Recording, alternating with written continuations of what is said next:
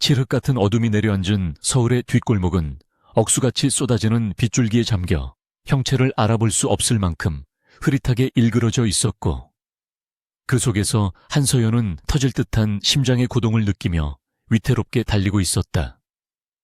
빗물에 젖어 무거워진 코트 자락이 발목을 휘감았지만 그녀는 멈출 수 없었는데, 그것은 뒤에서 들려오는 거친 고함 소리와 묵직한 발소리가 점점 더 가까워지고 있었기 때문이며, 그녀가 잠시라도 지체한다면 그들이 그녀의 삶을 송두리째 집어삼킬 것이라는 공포가 본능적으로 전신을 지배했기 때문이다.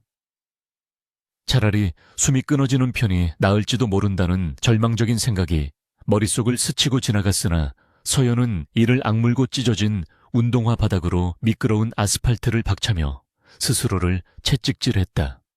그녀를 쫓는 자들은 아버지가 남긴 막대한 빚을 받으러 온 사채업자들이었고, 그들은 법의 테두리 밖에서 움직이는 야수들과 같아서 자비란 단어를 모르는 존재들이었기에 잡히면 끝이라는 생각 하나로 그녀는 필사적으로 빛이 보이는 대로변을 향해 몸을 던졌다.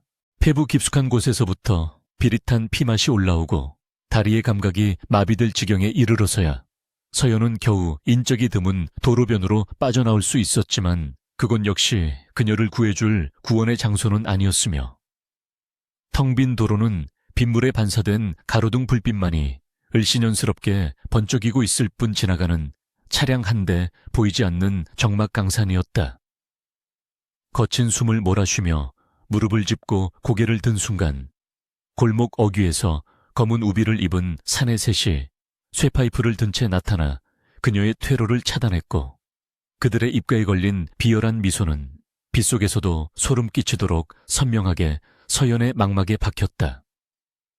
이제 더 이상 도망칠 곳이 없다는 사실을 깨달은 서연은 뒷걸음질 치다가 도로의 가드레일에 부딪혔고, 차가운 금속의 감각이 등골을 타고 오르자 공포는 극에 달해 온몸이 사시나무 떨듯 떨려오기 시작했다.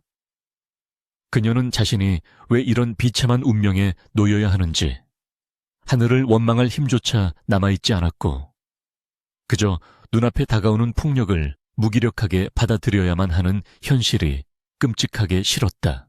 사내들 중 우두머리로 보이는 남자가 천천히 다가오며 위협적인 목소리로 아버지가 빌려 쓴 돈을 갚지 못하면 신체 폭이 각서라도 써야 할 것이라고 으름장을 놓았을 때, 서연은 눈을 질끈 감으며 다가올 고통을 예감했으나, 바로 그 순간 강력한 헤드라이트 불빛이 어둠을 가르며 그들의 시야를 하얗게 뒤덮었다. 굉음과 함께 물보라를 일으키며 미끄러지듯 멈춰선 것은 칠흑같이 검은 최고급 세단이었고, 날렵하면서도 위압적인 차체는 마치 빗속을 뚫고 나타난 거대한 맹수처럼 사채업자들과 서연 사이를 가로막으며 정지했다.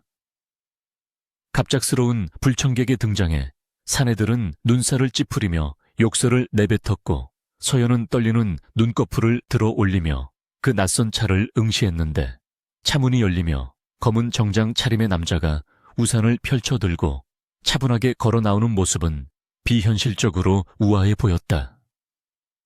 그는 빗물이 튀는 더러운 바닥 따위는 안중에도 없다는 듯 구두굽소리를 또렷하게 울리며 다가왔고, 그의 등장은 혼란스러운 현장의 공기를 일순간에 얼어붙게 만들 만큼 압도적인 존재감을 뿜어내고 있었다. 차에서 내린 남자는 강태무였으며, 그는 대한민국 재계서열 1위인 세진그룹의 유일한 후계자이자 냉철한 판단력과 무자비한 경영 방식으로 피도 눈물도 없는 철혈의 군주라 불리는 인물이었는데, 오늘 밤 그는 우연히 이곳을 지나가던 것이 아니라 철저한 계산하에 서연을 찾아낸 것이었다. 태무의 시선은 빗물과 진흙으로 엉망이 된 서연을 잠시 훑고 지나갔을 뿐 어떠한 동정심이나 감정의 동요도 보이지 않았고, 곧이어 그를 위협하려 다가오는 사채업자들을 향해 혐오스럽다는 눈빛을 보내며 뒤따라 내린 비서실장에게 짧고 간결한 손짓을 보냈다. 비서실장과 함께 대동한 건장한 경호원들이 순식간에 사채업자들을 제압하고 바닥에 무릎 꿇리자 상황은 눈 깜짝할 사이에 역전되었으며, 태무는 쓰러진 깡패들을 거들떠보지도 않고 곧장 서연에게 다가와 자신의 우산을 그녀의 머리 위로 씌워주었다. 비에 젖은 서연이 고개를 들어 그를 바라보았을 때 태무의 깊고 어두운 눈동자는 마치 심연처럼 모든 것을 빨아들일 듯했고, 그는 낮은 저음으로 그녀에게 차에 탈 것을 권유했다. 최고급 가죽 시트의 냄새와 은은한 시더우드 향이 감도는 차 안은 밖에 소랑과는 완전히 단절된 별개의 세상처럼 고요하고 아늑했으며, 서연은 젖은 몸으로 이런 비싼 채 타도 되는지 망설였지만 태무는 개의치 않고 그녀에게 따뜻한 담요를 건넸다.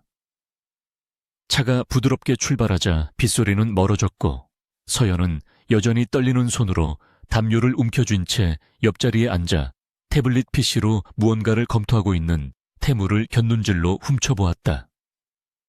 그는 마치 방금 전의 폭력적인 상황이 전혀 없었던 일인 것처럼 평온하고 냉정해 보였는데, 서연은 그가 왜 자신을 구해줬는지 도무지 이해할 수 없었기에 불안감은 가시지 않았고, 오히려 낯선 남자의 호의 뒤에 숨겨진 의도가 무엇일지 두려워지기 시작했다. 침묵을 깬 것은 태무였는데, 그는 서연을 바라보지 않은 채 건조한 목소리로 한서연 씨의 부친이 남긴 채무가 원금과 이자를 합쳐 총 20억에 달한다는 사실과 현재 그녀가 처한 상황이 법적인 보호를 받기 어려울 만큼 악화되어 있다는 점을 정확하게 짚어냈다. 서연은 자신의 치부를 낱낱이 알고 있는 이 남자 앞에서 수치심과 경계심을 동시에 느꼈지만 부정할 수 없는 현실이었기에 입술을 깨물며 침묵을 지킬 수밖에 없었고, 태무는 그런 그녀의 반응을 예상했다는 듯 태블릿 화면을 끄고 천천히 고개를 돌려 그녀를 똑바로 응시했다. 그는 서연에게 단도직입적으로 거래를 제안했는데, 그것은 그녀가 상상조차 해본 적 없는 파격적이고도 위험한 내용이었으며, 그의 입에서 흘러나온 말은 단순한 호의가 아니라 철저하게 계산된 비즈니스 제안이었다. 태무는 자신에게 당장 법적인 아내가 필요하다고 말하며 1년 동안 자신의 아내 연기를 완벽하게 수행해 준다면 아버지의 빚 20억을 전액 상환해 주는 것은 물론이고, 계약 종료 시 추가로 100억 원을 지급하겠다는 조건을 제시했다. 100억이라는 비현실적인 액수의 서연은 자신의 귀를 의심하며 멍하니 그를 바라보았지만, 태무의 눈빛은 한치의 장난기도 없이 진지했고, 그 속에 담긴 것은 절박함이 아닌 확고한 확신과 오만함이었다. 그의 제안은 달콤한 독배와도 같아서 서연은 본능적으로 거부감을 느꼈으나, 창밖으로 흐르는 빗물처럼 자신의 인생이 걷잡을 수 없이 무너져 내리고 있다는 사실을 누구보다 잘 알고 있었기에 쉽사리 거절의 말을 내뱉을 수 없었다. 그녀는 과거의 돈 때문에 사랑했던 남자 박진호에게 배신당하고 비참하게 버려졌던 기억을 떠올리며 돈이라는 것이 얼마나 무서운 권력인지를 뼈저리게 체험했었다. 그런데 지금 눈앞에 있는 이 남자는 그 돈을 무기로 자신을 사겠다고 말하고 있었고, 그것은 자존심을 짓밟는 행위였지만 동시에 지옥 같은 현실에서 탈출할 수 있는 유일한 돈가줄이기도 했다. 서연이 갈등하는 기색을 보이자 태무는 재촉하지 않고 차분하게 기다렸는데, 그는 서연이 결코 이 제안을 거절할 수 없을 것이라는 사실을 간파하고 있었기 때문이며, 그녀에게 남은 선택지는 사채업자들에게 끌려가 비참한 최후를 맞이하거나 자신의 가짜 아내가 되어 화려한 세장 속에 갇히는 것 두 가지뿐임을 알고 있었다. 서연은 떨리는 목소리로 왜 하필 자신이어야 하는지를 물었고, 태무는 그녀의 질문에 대해 감정 없는 어조로 그녀가 가진 배경이 잃을 것이 없어 조종하기 쉽고 동시에 과거 명문가였던 집안의 교양을 갖추고 있어 대외적으로 내세우기에 적합하기 때문이라고 잔인할 정도로 솔직하게 대답했다. 그의 말은 서연에게 모욕감을 안겨주었지만 역설적으로 그 냉정함이 이 제안이 거짓이 아니라는 신뢰를 주기도 했기에 그녀는 씁쓸한 미소를 지으며 자신의 처지를 다시금 자각했다. 그녀는 더 이상 잃을 자존심도 남지 않았고 지켜야 할 것은 오직 병든 어머니와 자신의 목숨뿐이었기에 이 위험한 도박에 모든 것을 걸어보기로 결심했다. 서연이 천천히 고개를 끄덕이며 제안을 받아들이겠다고 말하자 태무의 입계는 아주 미세한 만족의 미소가 스쳐 지나갔고 그는 품 안에서 미리 준비된 계약서를 꺼내 그녀의 무릎 위에 올려놓았다. 계약서에는 숨막힐 듯 빽빽한 조항들이 적혀 있었지만 가장 눈에 띄는 것은 계약 기간 동안 서로의 사생활을 존중하되 대외적으로는 완벽한 부부로 행동해야 한다는 항목과 어떠한 경우에도 상대방에게 실제 감정을 가져서는 안 된다는 금기 조항이었다. 서연은 만년필을 쥐고 서명란에 자신의 이름을 적어 내려갔는데 펜촉이 종이를 긁는 소리가 마치 자신의 운명을 갈라놓는 소리처럼 들려왔고 마지막 획을 긋는 순간 그녀는 이제 더 이상 과거의 한서연으로 살 수 없음을 직감했다. 태무는 서명된 계약서를 확인한 후 비서에게 연락하여 서연의 빚을 즉시 청산하라고 지시했고 그 빠르고 정확한 일 처리에 서연은 다시 한번 그가 가진 막강한 재력과 권력을 실감하며 전율을 느꼈다. 차는 빗길을 뚫고 한남동의 고급 저택단지로 향하고 있었고 서연은 창밖으로 멀어지는 서울의 야경을 바라보며 자신이 발을 들여놓은 이 세계가 얼마나 화려하고도 비정한 곳일지 짐작조차 할 수 없었다. 저택에 도착했을 때 비는 어느덧 그쳐 있었고 거대한 철문이 열리며 드러난 태무의 저택은 마치 요새처럼 웅장하고 견고해 보였는데 그곳은 이제부터 서연이 연기해야 할 무대이자 감옥이 될 장소였다. 차에서 내린 태무는 서연에게 손을 내밀었는데 그것은 에스코트를 위한 신사적인 제스처였지만 서연에게는 마치 악마의 손길처럼 느껴지기도 했고 구원의 손길처럼 느껴지기도 하는 이중적인 의미로 다가왔다. 그녀가 망설임 끝에 그의 손을 잡자 태무의 크고 단단한 손이 그녀의 차가운 손을 감쌌고 그 순간 묘한 전류가 흐르는 듯한 감각에 두 사람 모두 찰나의 멈칫함을 느꼈으나 이내 태무는 아무 일도 없었다는 듯 그녀를 이끌고 현관으로 향했다. 현관문이 열리고 화려한 샹들리에가 빛나는 로비에 들어서자 집사들과 사용인들이 도열하여 그들을 맞이했고 태무는 그들 앞에서 서연을 자신의 약혼녀라고 소개하며 앞으로 깎듯이 모실 것을 명령했다. 사용인들의 놀란 눈빛과 수군거림 속에서도 서연은 등을 곧게 펴고 태무의 옆에 섰는데 그것은 그녀가 앞으로 겪어내야 할 수많은 시선과 편견들에 맞서기 위한 첫 번째 다짐이자 태무와의 계약을 성실히 이행하겠다는 무언의 선언이었다. 태무는 서연을 2층의 메인 침실 옆에 위치한 객실로 안내하며 오늘부터 이곳이 당신의 방이 될 것이라고 말했고 필요한 모든 것은 준비되어 있으니 편히 쉬라는 말을 남기고는 자신의 서재로 사라져버렸다. 홀로 남겨진 서연은 낯선 방의 침대에 걸터앉아 멍하니 허공을 응시하다가 문득 자신이 방금 전까지 사채업자들에게 쫓기던 신세였다는 사실이 믿기지 않아 자신의 뺨을 꼬집어 보았고 날카로운 통증이 느껴지자 그제야 비로소 안도의 한숨과 함께 억눌려왔던 눈물이 터져 나왔다. 그녀는 울음을 삼키며 어머니에게 전화를 걸어 빚이 해결되었음을 알렸고 수화기 너머로 들려오는 어머니의 안도하는 목소리에 자신이 내린 결정이 틀리지 않았음을 스스로에게 되뇌며 마음을 다잡았다. 밤이 깊어지자 저택은 고요에 잠겼지만 서연은 쉽게 잠들 수 없어 창가에 서서 정원을 내려다보았는데 달빛 아래 비친 정원의 풍경은 평화로웠으나 그녀의 마음속은 여전히 폭풍우가 몰아치듯 혼란스러웠다. 그때 정원 한 구석에서 담배를 피우고 있는 태무의 모습이 눈에 들어왔고 달빛을 등지고 선 그의 쓸쓸해 보이는 뒷모습에서 서연은 그가 가진 부와 권력 뒤에 감춰진 고독과 상처를 어렴풋이 느낄 수 있었다.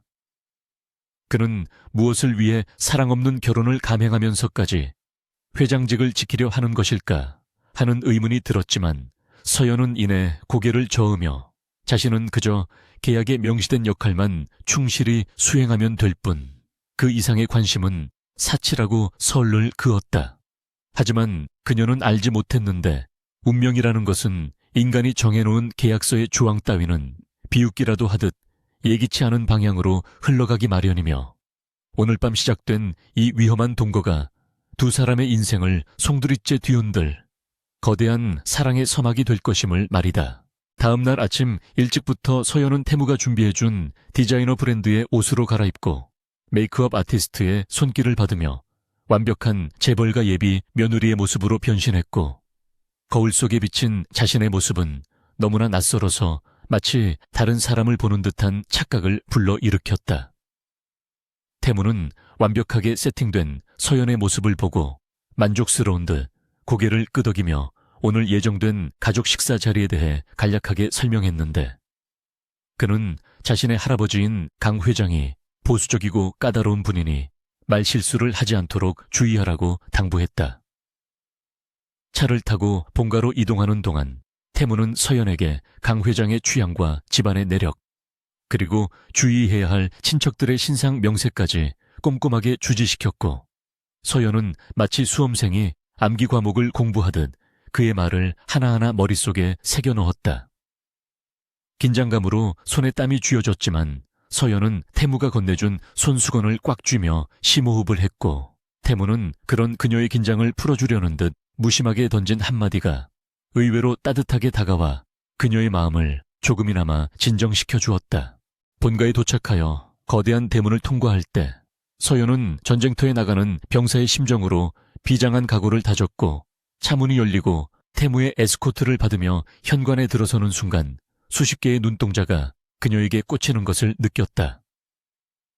거실 중앙에는 백발의 강 회장이 위험 있는 자태로 앉아 있었고, 그 주변을 둘러싼 친척들의 눈빛은 호기심과 경계심, 그리고 탐욕으로 번들거리고 있었는데, 그 중에서도 유독 적대적인 눈빛을 보내는 이들이 있었으니 바로 태무의 경영권을 노리는 고모 부부였다.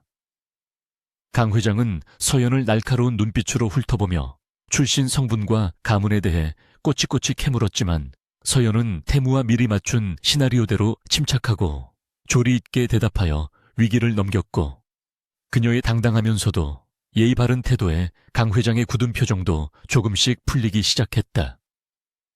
태무는 서연이 예상보다 훨씬 더 잘해주고 있다는 사실에 내심 놀라며 그녀를 다시 보게 되었고, 두 사람의 완벽한 호흡은 마치 오랫동안 함께해온 연인처럼 자연스러워 보였다. 식사가 끝날 무렵 강 회장은 태무와 서연의 결혼을 공식적으로 승낙하며 다음 달 안으로 식을 올리라고 지시했고, 이로써 태무는 경영권 방어를 위한 가장 중요한 고비를 넘기게 되었으며, 서연은 이제 돌이킬 수 없는 강을 건너게 되었다. 돌아오는 차 안에서 태무는 서연에게 수고했다는 말과 함께 계약금의 일부를 선지급하겠다고 말했고, 서연은 통장에 찍힌 거액의 숫자를 확인하며 안도감보다는 알 수 없는 공허함을 느꼈다. 그녀는 이제 돈 걱정 없이 어머니를 치료하고 빚쟁이들의 위협에서 벗어날 수 있게 되었지만, 그 대가로 자신의 자유와 사랑을 팔았다는 자괴감에서 완전히 벗어날 수는 없었다. 태무는 창밖을 바라보는 서연의 옆모습에서 묘한 쓸쓸함을 읽었지만 애써 외면하며 다시 차가운 비즈니스 파트너의 가면을 썼고, 두 사람은 각자의 생각에 잠긴 채 말없이 화려한 도시의 야경 속으로 빨려 들어갔다.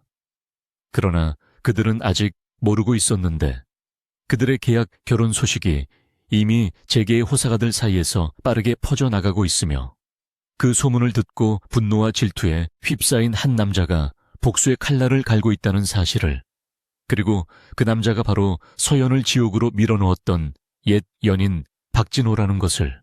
한남동 저택에서의 생활은 겉으로 보기에는 평온한 호수처럼 고요하고 우아하게 흘러갔지만, 그 수면 아래에는 언제 터질지 모르는 긴장감과 어색함이 팽팽하게 감돌고 있었는데, 서연에게 이곳은 집이라기보다는 거대한 연극 무대와도 같았다. 그녀는 매일 아침 눈을 뜰 때마다 낯선 천장을 바라보며 자신이 강태무의 아내라는 배역을 맡은 배우임을 상기시켜야 했고, 욕실 거울 속에 비친 자신의 얼굴을 보며 감정의 가면을 단단히 고쳤었다.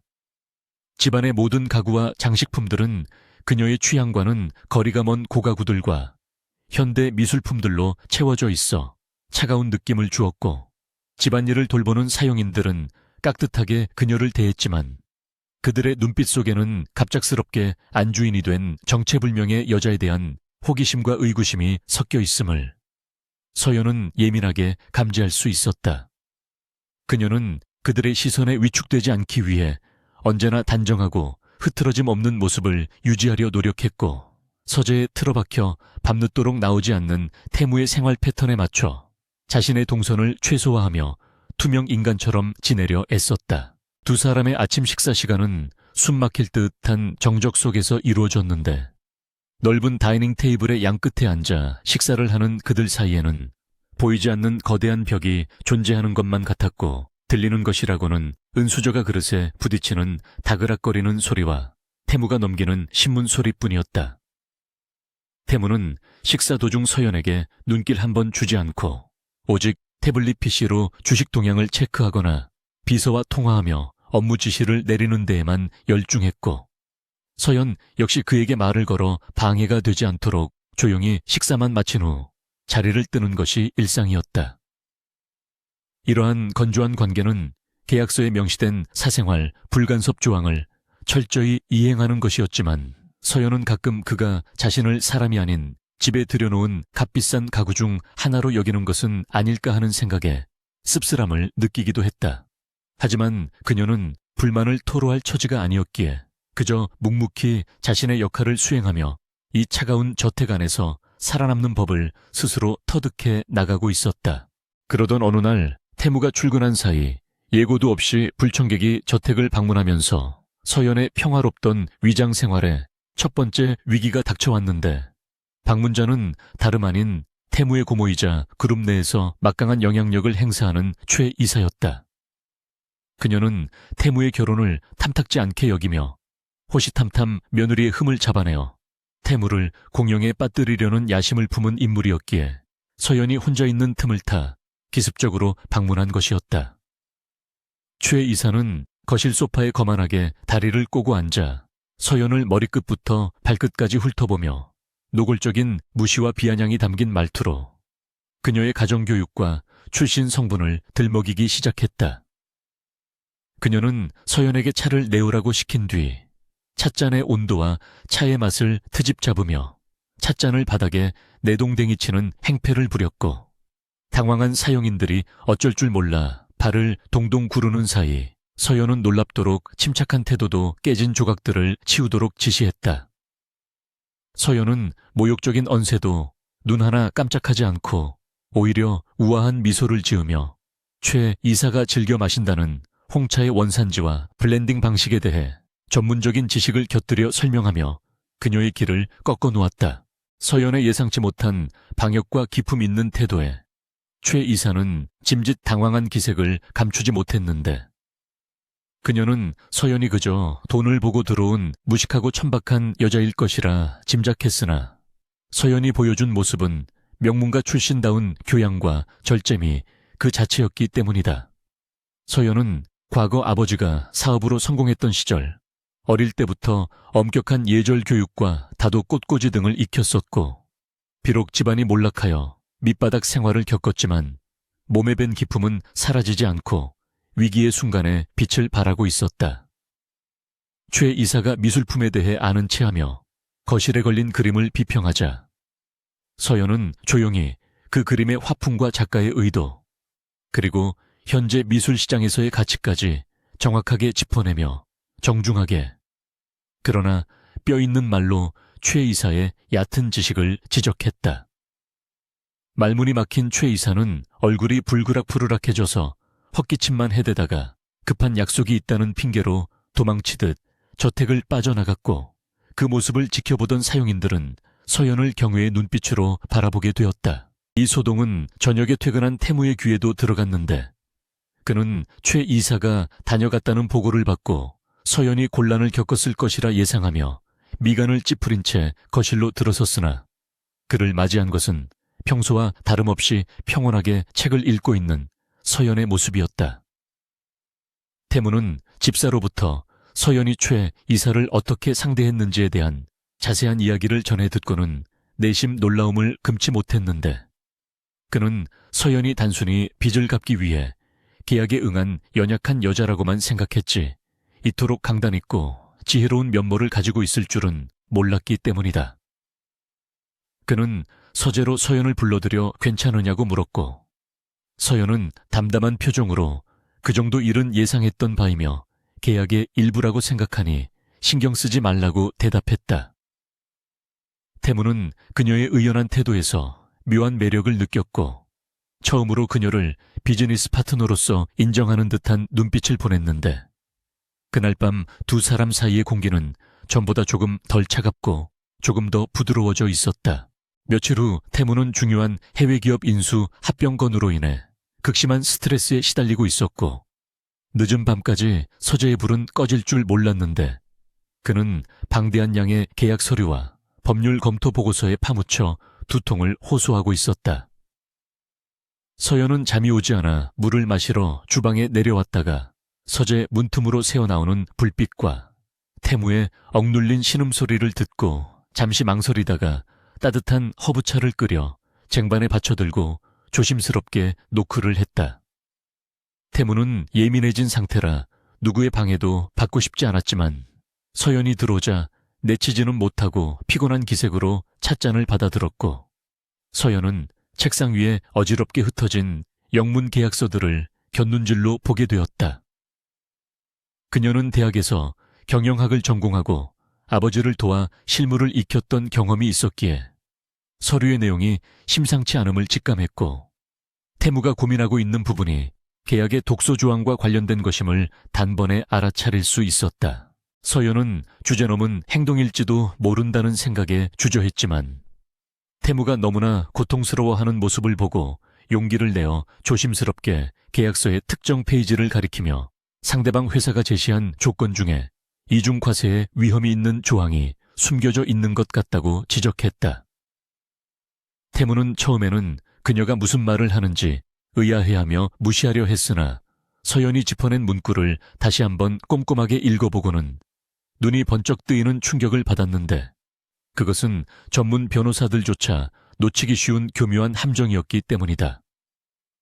태무는 즉시 펜을 들어 서연이 지적한 부분을 체크하고 관련된 다른 조항들까지 다시 검토하기 시작했고 서연의 조언 덕분에 수백억 원의 손실을 막을 수 있는 결정적인 단서를 발견하게 되었다. 그는 믿기지 않는다는 표정으로 서연을 바라보며 도대체 이런 것을 어떻게 알았느냐고 물었고 서연은 과거 아버지의 회사에서 비슷한 사례를 본 적이 있다고 겸손하게 대답하며 미소를 지었다. 그날 밤을 기점으로 태무가 서연을 대하는 태도는 확연하게 달라지기 시작했는데 그는 더 이상 그녀를 단순히 비탄감을 위해 팔려온 여자로 보지 않고 위기의 순간에 자신을 도울 수 있는 유능한 조력자이자 동등한 인격체로 대우하기 시작했다. 그는 퇴근 후에 가끔씩 서연을 불러 회사의 현안에 대해 가볍게 의견을 묻기도 했고 서연은 그때마다 과하지 않으면서도 핵심을 찌르는 통찰력을 보여주어 태무를 감탄하게 만들었다. 태무는 서연과 대화를 나누는 시간이 점차 즐거워졌고 삭막하기만 했던 저택에서 유일하게 온기를 느낄 수 있는 대상이 그녀라는 사실을 무의식적으로 깨닫게 되었다. 두 사람은 늦은 밤 서재에서 머리를 맞대고 서류를 검토하다가 우연히 손이 스치거나 시선이 마주치는 순간이 늘어났고 그때마다 흐르는 미묘한 정적과 긴장감은 이전의 냉랭함과는 다른 종류의 두근거림을 동반하고 있었다. 비가 추적추적 내리는 어느 날 저녁 태무는 평소보다 일찍 귀가하여 서연에게 저녁 식사를 함께할 것을 제안했고 놀란 사용인들이 분주하게 움직이는 가운데 두 사람은 처음으로 대화를 나누며 식사를 했다. 태무는 서연에게 과거에 어떤 꿈을 가지고 있었는지 물었고 서연은 잠시 망설이다가 아버지가 돌아가시기 전에는 유능한 경영 컨설턴트가 되어 회사를 돕고 싶었다고 솔직하게 털어놓았다. 태무는 그녀의 눈망울 속에 숨겨진 열정과 슬픔을 동시에 읽어내며 자신이 그녀의 날개를 꺾고 이 집에 가둬둔 것은 아닌지 묘한 죄책감을 느꼈지만 동시에 그녀가 자신의 곁에 있어주어 다행이라는 이기적인 안도감 또한 느꼈다. 식사를 마친 후 태무는 서연에게 자신의 어머니가 생전에 아끼던 정원 온실을 구경시켜 주었는데 그곳은 태무에게 성역과도 같은 곳이라 아무나 출입할 수 없는 공간이었기에 서연은 그가 자신에게 마음의 문을 조금씩 열고 있음을 직감했다. 온실 속의 꽃향기에 취해 걷던 중 서연이 발을 헛디뎌 넘어질 뻔하자 태무가 반사적으로 그녀의 허리를 감싸 안았고 두 사람의 몸이 밀착되며 서로의 숨결이 닿을 듯 가까워졌다. 시간이 멈춘 듯한 정적 속에서 태무는 서연의 맑고 깊은 눈동자를 응시하며 알 수 없는 강렬한 이끌림을 느꼈고 서연 역시 그의 단단한 팔 안에서 심장이 걷잡을 수 없이 뛰는 것을 느꼈다. 태무는 천천히 고개를 숙여 그녀에게 다가갔지만 결정적인 순간에 계약서의 조항이 머릿속을 스치고 지나가며 이성을 되찾았고 황급히 그녀를 놓아주며 어색하게 헛기침을 했다. 서연은 붉어진 얼굴을 감추려 고개를 돌렸지만 그녀의 마음속에도 이미 잔잔한 파동이 일기 시작했으며 이 감정이 단순한 동료애인지 아니면 금기시된 사랑의 시작인지 혼란스러워했다. 그날 이후 두 사람 사이에는 묘한 썸의 기류가 흐르기 시작했지만 겉으로는 여전히 비즈니스 부부의 관계를 유지하려 애쓰는 아슬아슬한 줄타기가 계속되었다. 태무는 서연을 위해 백화점에서 몰래 선물을 사오기도 하고 서연이 좋아하는 음식을 기억해 두었다가 식탁에 올리게 하는 등 소소한 배려를 보여주었고 서연 역시 태무의 넥타이를 골라주거나 출근길을 배웅하는 등 진짜 아내 같은 모습을 보여주었다. 사용인들 사이에서는 두 사람이 진짜로 사랑에 빠진 것 같다는 소문이 돌기 시작했고 집안의 분위기는 한결 밝고 화기애애해졌으나 이 평화가 폭풍전야의 고요함이라는 것을 아는 사람은 아무도 없었다. 태무는 서연에게 다가오는 중요한 자선 파티에 동반해 줄 것을 요청했고 그 파티가 서연을 세상에 공식적으로 공표하는 자리가 될 것이라고 말하며 그녀를 위해 특별히 주문한 드레스를 건넸다. 서연은 화려한 드레스를 받아들고 거울 앞에 섰지만 마음 한구석에는 알 수 없는 불안감이 피어오르고 있었는데 그것은 파티에 참석할 명단 중에 낯익은 이름들이 있을지도 모른다는 예감 때문이었다. 태무는 서연의 어깨를 감싸며 걱정하지 말라고 자신이 곁에서 지켜줄 것이라고 안심시켰지만 서연은 그의 따뜻한 위로에도 불구하고 등골이 서늘해지는 것을 느꼈다.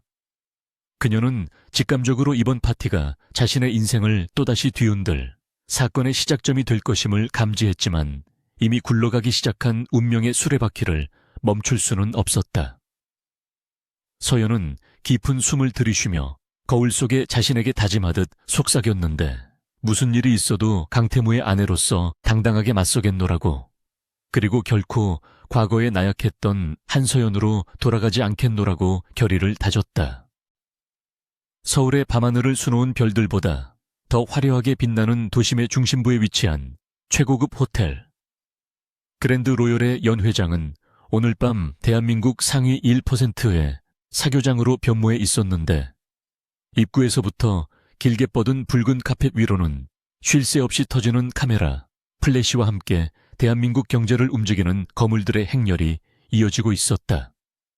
세진그룹의 자선 파티는 단순한 기부 행사가 아니라 정재계 인사들이 친목을 다지고 은밀한 정보를 교환하는 관울력의 최전선과도 같은 곳이었기에 초대장을 받은 것만으로도 가문의 영광으로 여겨질 만큼 그 위상이 대단했다. 강태무는 호텔 로비에서 자신의 파트너이자 아내인 한서연을 기다리고 있었는데 평소의 냉철한 포커페이스와는 달리 그의 손가락은 초조한 듯 시계의 베젤을 톡톡 두드리고 있었고 이는 오늘 밤 서연을 공식적인 자리에 처음으로 소개한다는 사실이 그에게도 적지 않은 긴장감을 주고 있음을 의미했다. 잠시 후 엘리베이터 문이 열리고 서연이 모습을 드러내자 로비의 소음이 일순간 잦아드는 듯한 착각이 들 정도로 그녀의 자태는 압도적이었는데 짙은 미드나잇 블루 컬러의 벨벳 드레스는 서연의 하얀 피부와 완벽한 대조를 이루며 그녀의 고혹적인 매력을 극대화하고 있었다. 태무는 서연에게 다가가며 잠시 숨을 멈췄는데 그녀의 목선과 어깨 라인을 따라 흐르는 드레스의 곡선은 우아하면서도 절제된 관능미를 풍기고 있었고, 평소 수수한 모습과는 전혀 다른 화려한 변신에 그는 낯선 설렘을 느끼지 않을 수 없었다. 서연이 긴장된 표정으로 그를 올려다보자 태무는 부드러운 미소를 지으며 자신의 팔을 내밀었고, 그녀가 조심스럽게 팔짱을 끼자 따뜻한 천이 전해지며 두 사람 사이에 보이지 않는 끈이 더욱 단단하게 조여지는 느낌을 받았다. 태무는 서연의 귀에 대고 오늘 밤 당신이 가장 아름답다고 속삭였는데, 그 말은 단순한 빈말이 아니라 진심에서 우러나온 감탄이었으며, 서연은 붉어진 뺨을 감추려 고개를 숙였지만 입가에 번지는 옅은 미소까지는 숨길 수 없었다. 회전문을 통과하여 연회장 입구에 들어서자 수많은 기자의 카메라가 두 사람을 향해 맹렬하게 플래시를 터뜨렸고, 눈부신 빛의 홍수 속에서도 태무는 서연의 손을 꽉 잡으며 그녀가 넘어지지 않도록 든든하게 에스코트했다. 연회장 내부는 천장에 매달린 거대한 샹들리에가 뿜어내는 금빛 조명 아래 최고급 샴페인 잔을 든 신사 숙녀들로 가득 차 있었고, 잔잔하게 흐르는 클래식 선율은 분위기를 더욱 품격 있게 만들어주고 있었으나, 그 이면에는 서로를 탐색하고 견제하는 날카로운 시선들이 교차하고 있었다. 태무와 서연이 등장하자 사람들의 시선이 일제히 그들에게 쏠렸고, 수근거리는 소리가 파도처럼 퍼져나갔는데, 대부분은 베일에 쌓여있던 강태무의 아내에 대한 호기심과 그녀의 빼어난 미모에 대한 찬사였지만, 개 중에는 출신을 알 수 없는 신데렐라를 향한 질투 어린 시선도 섞여 있었다. 태무는 서연을 데리고 주요 인사들에게 인사를 다니며 그녀를 소개했는데, 서연은 긴장감을 억누르고 미리 연습한 대로 우아한 미소와 격식 있는 태도로 응대하며 재벌가 안주인으로서의 면모를 유감없이 발휘했다. 그녀는 상대방의 관심사에 맞춰 자연스럽게 대화를 이끌어갔고, 난해한 경제 용어나 예술에 대한 주제가 나와도 막힘없이 대답하여 태무뿐만 아니라 그 자리에 있던 까다로운 책의 원로들까지 감탄하게 만들었다. 파티가 무르익어갈 무렵 태무는 중요한 비즈니스 파트너인 외국계 투자 은행의 대표와 긴밀한 이야기를 나누기 위해 잠시 자리를 비워야 했고, 서연에게 미안한 표정으로 금방 다녀올 테니 잠시만 쉬고 있으라고 부탁했다. 서연은 혼자 남겨지는 것이 두려웠지만 태무의 곤란한 입장을 이해했기에 짐짓 아무렇지 않은 척 고개를 끄덕이며 그를 보내주었고, 샴페인 한 잔을 받아들고 인파를 피해 테라스 쪽으로 발걸음을 옮겼다. 테라스는 연회장의 소음에서 벗어나 비교적 한적했고, 시원한 밤바람이 뜨거워진 뺨을 식혀주자 서연은 그제야 긴장이 풀리는 것을 느끼며 난간에 기대어 서울의 야경을 내려다보았다. 화려한 불빛들 아래 어딘가에는 과거 빚에 쫓기며 절망했던 자신의 모습이 있을 것만 같아 기분이 묘해졌지만, 지금 이 순간만큼은 모든 시름을 잊고 강태무의 아내라는 꿈같은 현실에 취해보고 싶었다. 하지만 운명은 그녀에게 잠시의 평화도 허락하지 않으려는 듯 잔인한 장난을 준비하고 있었는데, 등 뒤에서 들려오는 익숙하고도 끔찍한 목소리가 그녀의 심장을 덜컥 내려앉게 만들었다. 이게 누구야 한서연, 설마 내 눈이 잘못된 건 아니겠지? 비아냥거리는 말투와 함께 훅 끼쳐오는 짙은 향수 냄새에 서연은 반사적으로 몸을 굳혔고 천천히 뒤를 돌아보자 그곳에는 잊으려야 잊을 수 없는 얼굴. 바로 자신을 돈 때문에 헌신짝처럼 버린 옛 연인 박진호가 서 있었다.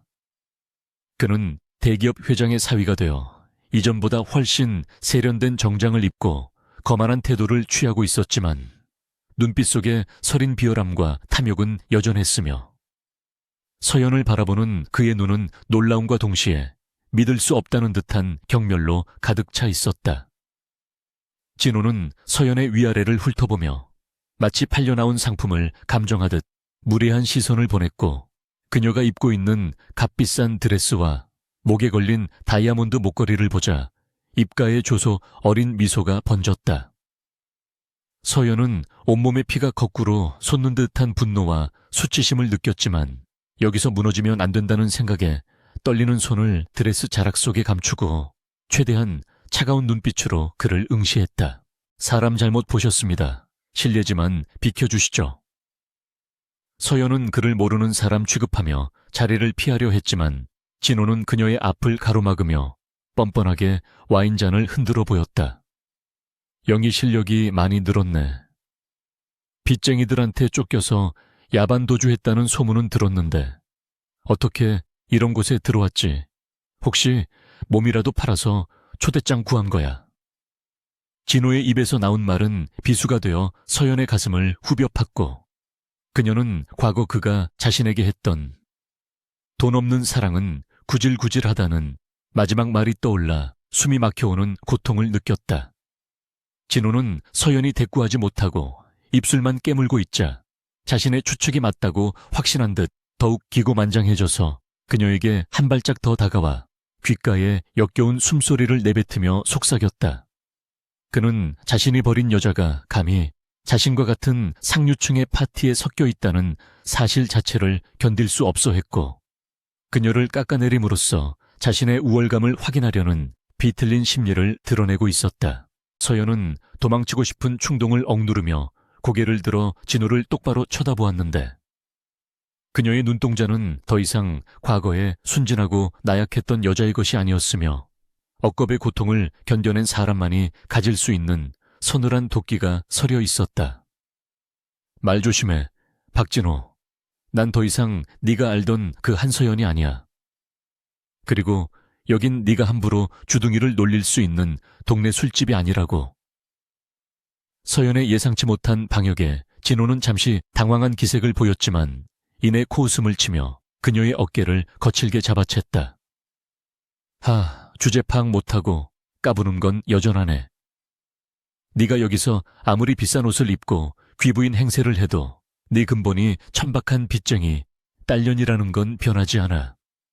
지금 당장 보안요원을 불러서 네 정체를 까발려 줄까? 아니면 내 아내한테 가서 네가 내 옛날 여자라고 소개해 줄까? 진호의 협박은 치졸하기 그지없었지만 서연에게는 실질적인 공포로 다가왔는데 만약 여기서 소란이 일어난다면 태무의 입장이 곤란해질 것이 분명했기 때문이다. 그때 연 회장 안쪽에서 진호의 이름을 부르는 날카로운 여성의 목소리가 들려왔고 진호는 흠칫하며 잡고 있던 서연의 어깨를 놓았는데 다가오는 여자는 진호의 현재 아내이자 태양그룹의 막내딸인 이수진이었다. 수진은 화려하다 못해 사치스러운 보석으로 치장한 채 날카로운 눈매로 서연을 쏘아보며 진호에게 이 여자는 누구냐고 따져 물었고 그녀의 직감적인 질투심은 서연이 단순한 하객이 아님을 감지하고 있었다.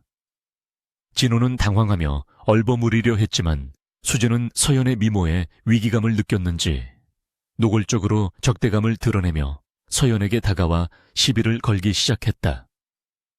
처음 보는 얼굴인데 어디서 굴러먹다 온 뼈다귀야. 감히 남의 남편이랑 테라스에서 밀회를 즐겨. 수진의 목소리가 커지자 주변에 있던 사람들의 시선이 하나둘씩 테라스로 모여들기 시작했고 웅성거리는 소리와 함께 구경꾼들이 몰려들자 서연은 쥐구멍이라도 찾고 싶은 심정이 되었다. 상황은 걷잡을 수 없이 악화되어 가고 있었는데 진호는 아내의 기세에 눌려 쩔쩔매면서도 한편으로는 서연이 공영에 처한 모습을 즐기는 듯한 야비한 표정을 짓고 있었고 수진은 아예 작정하고 서연을 망신주기로 결심한 듯 손에 든 와인잔을 만지작거렸다. 말을 못하는 거야. 아니면 찔리는 게 있어서 입을 다무는 거야. 초대장은 있어. 이거 보안팀 불러서 확인해 봐야겠는데. 수진이 서연의 면전에 대고 손가락질을 하며 모욕적인 언사를 퍼붓는 동안 서연은 주먹을 꽉 쥐어 손톱이 살을 파고들 지경이었지만 태무를 위해 그리고 계약을 지키기 위해 필사적으로 참아내고 있었다. 그녀는 마음속으로 태무의 이름을 간절히 불렀지만 인파 속에 파묻힌 그는 보이지 않았고 고립무원의 처지에 놓인 서연은 세상이 다시 한번 자신을 벼랑 끝으로 몰아넣고 있다는 절망감에 휩싸였다. 하지만 서연은 이내 고개를 저으며 나약한 생각을 떨쳐버렸는데 그녀는 이제 누군가의 보호만을 기다리는 연약한 존재가 아니었으며 스스로를 지킬 힘을 가져야만 이 정글 같은 곳에서 살아남을 수 있다는 것을 지난 몇 주간의 경험을 통해 뼈저리게 배웠기 때문이다.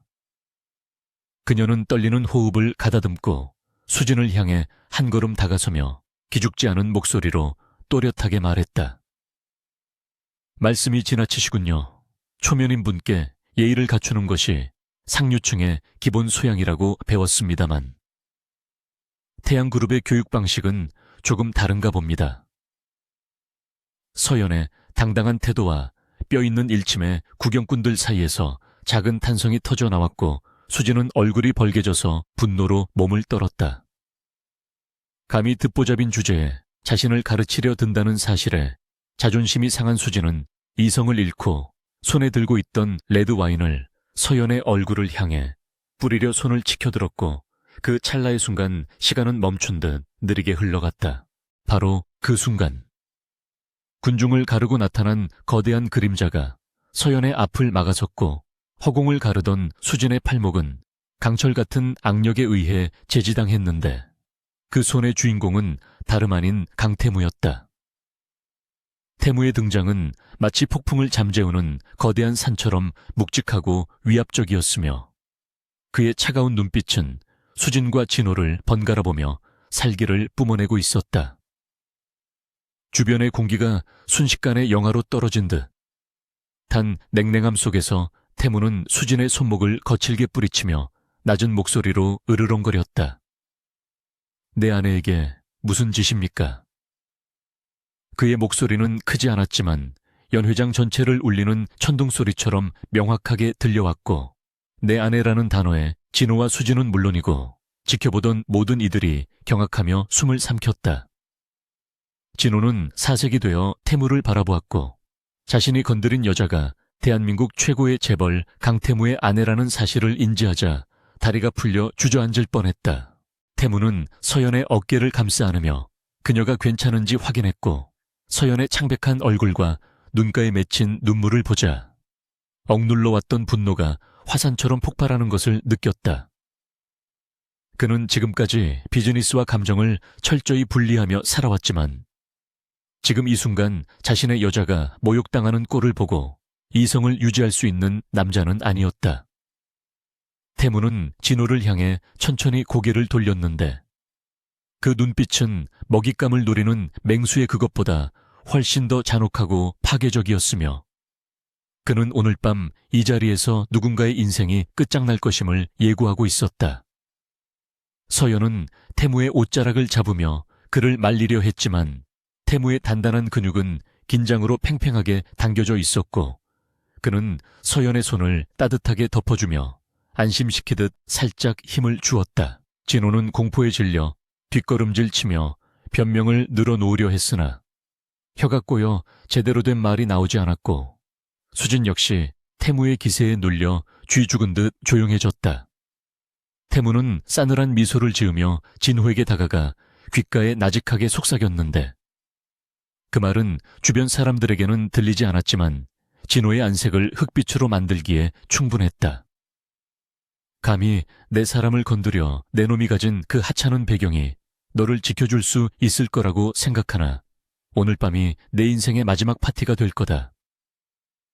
태무의 선전포고는 자비 없는 복수의 서막을 알리는 신호탄이었고 공포에 질린 진호의 눈동자가 심하게 흔들리는 것을 보며 서연은 이 남자가 자신을 위해 기꺼이 악마가 되어줄 준비가 되어 있음을 깨달았다. 연 회장의 화려한 조명 아래 세 사람을 둘러싼 긴장감은 최고조에 달했고 이 숨막히는 대치는 곧 터질 폭탄처럼 위태롭게 이어지고 있었다. 화려한 샹들리에 불빛 아래 정막이 감도는 연 회장은 마치 시간이 멈춘 듯 고요했고 수백 명의 시선이 오직 세 사람에게 집중되어 숨소리조차 들리지 않을 만큼 팽팽한 긴장감이 공간을 지배하고 있었다. 강태무의 섰을 퍼런 경고에 박진호의 얼굴은 창백하게 질려 있었지만 그의 눈동자 깊은 곳에서는 공포와 함께 억눌린 열등감이 뒤섞인 광기가 꿈틀거리고 있었는데 그것은 자신의 비참한 패배를 인정하기 싫은 비겁한 자존심의 발로였다. 진호의 아내 이수진은 태무의 압도적인 기세에 눌려 이미 뒷걸음질치며 남편의 옷자락을 잡아당겨 자리를 피하자는 신호를 보내고 있었지만 술기운과 질투심에 이성이 마비된 진호는 그 신호를 무시한 채 비틀거리는 몸을 바로 세우며 입가에 비릿한 조소를 띠기 시작했다.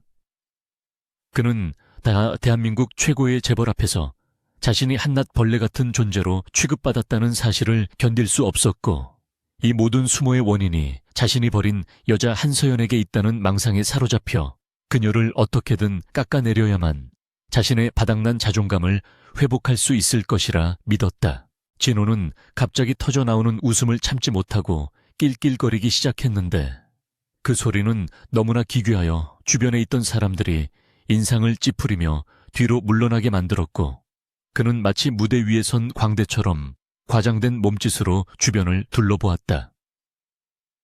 아내라고 강태무 대표님, 농담이 지나치십니다. 저 여자가 누군지 알고나 하시는 말씀입니까?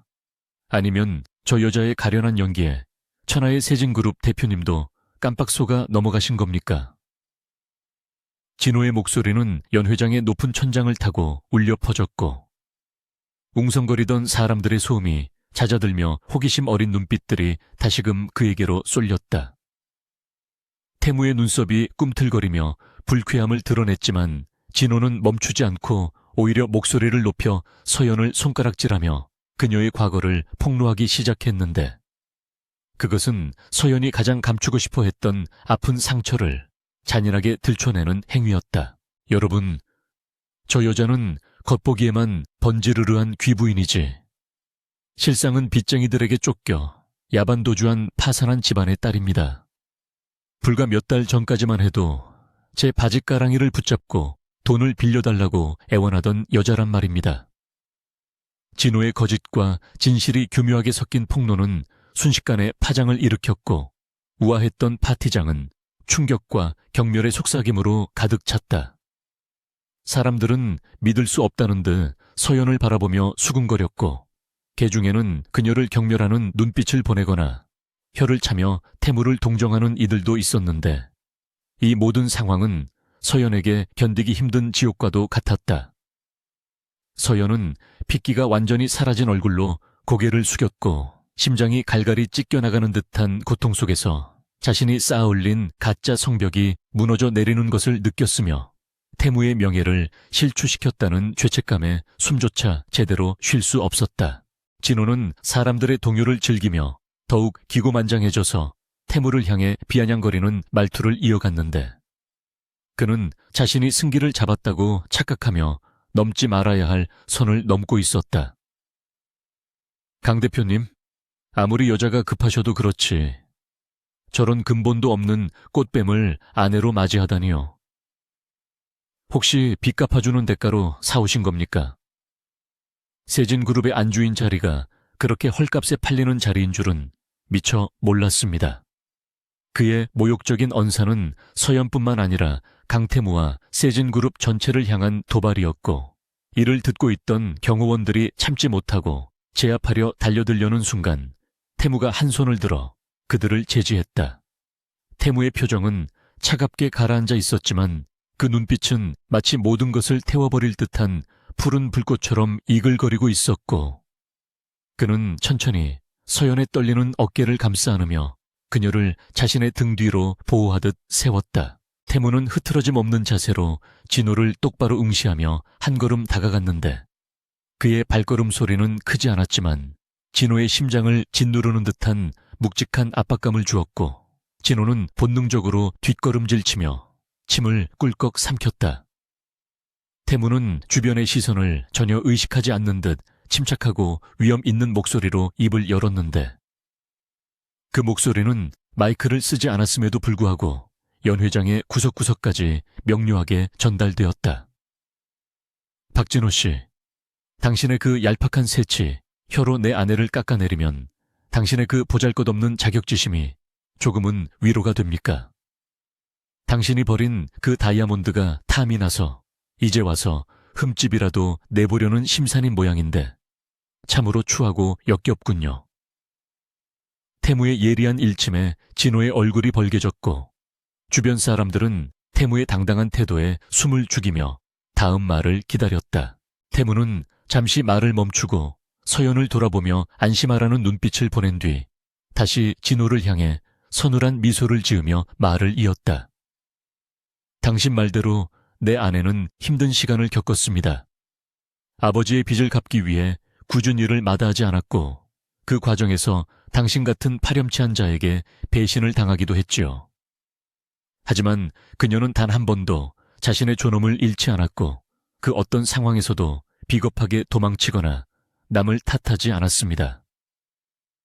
태무의 변호는 단순히 서연을 감싸는 것을 넘어 그녀의 삶을 긍정하고 존중하는 헌사였으며 이를 듣는 사람들의 마음속에 있던 편견을 서서히 허물어뜨리기 시작했다.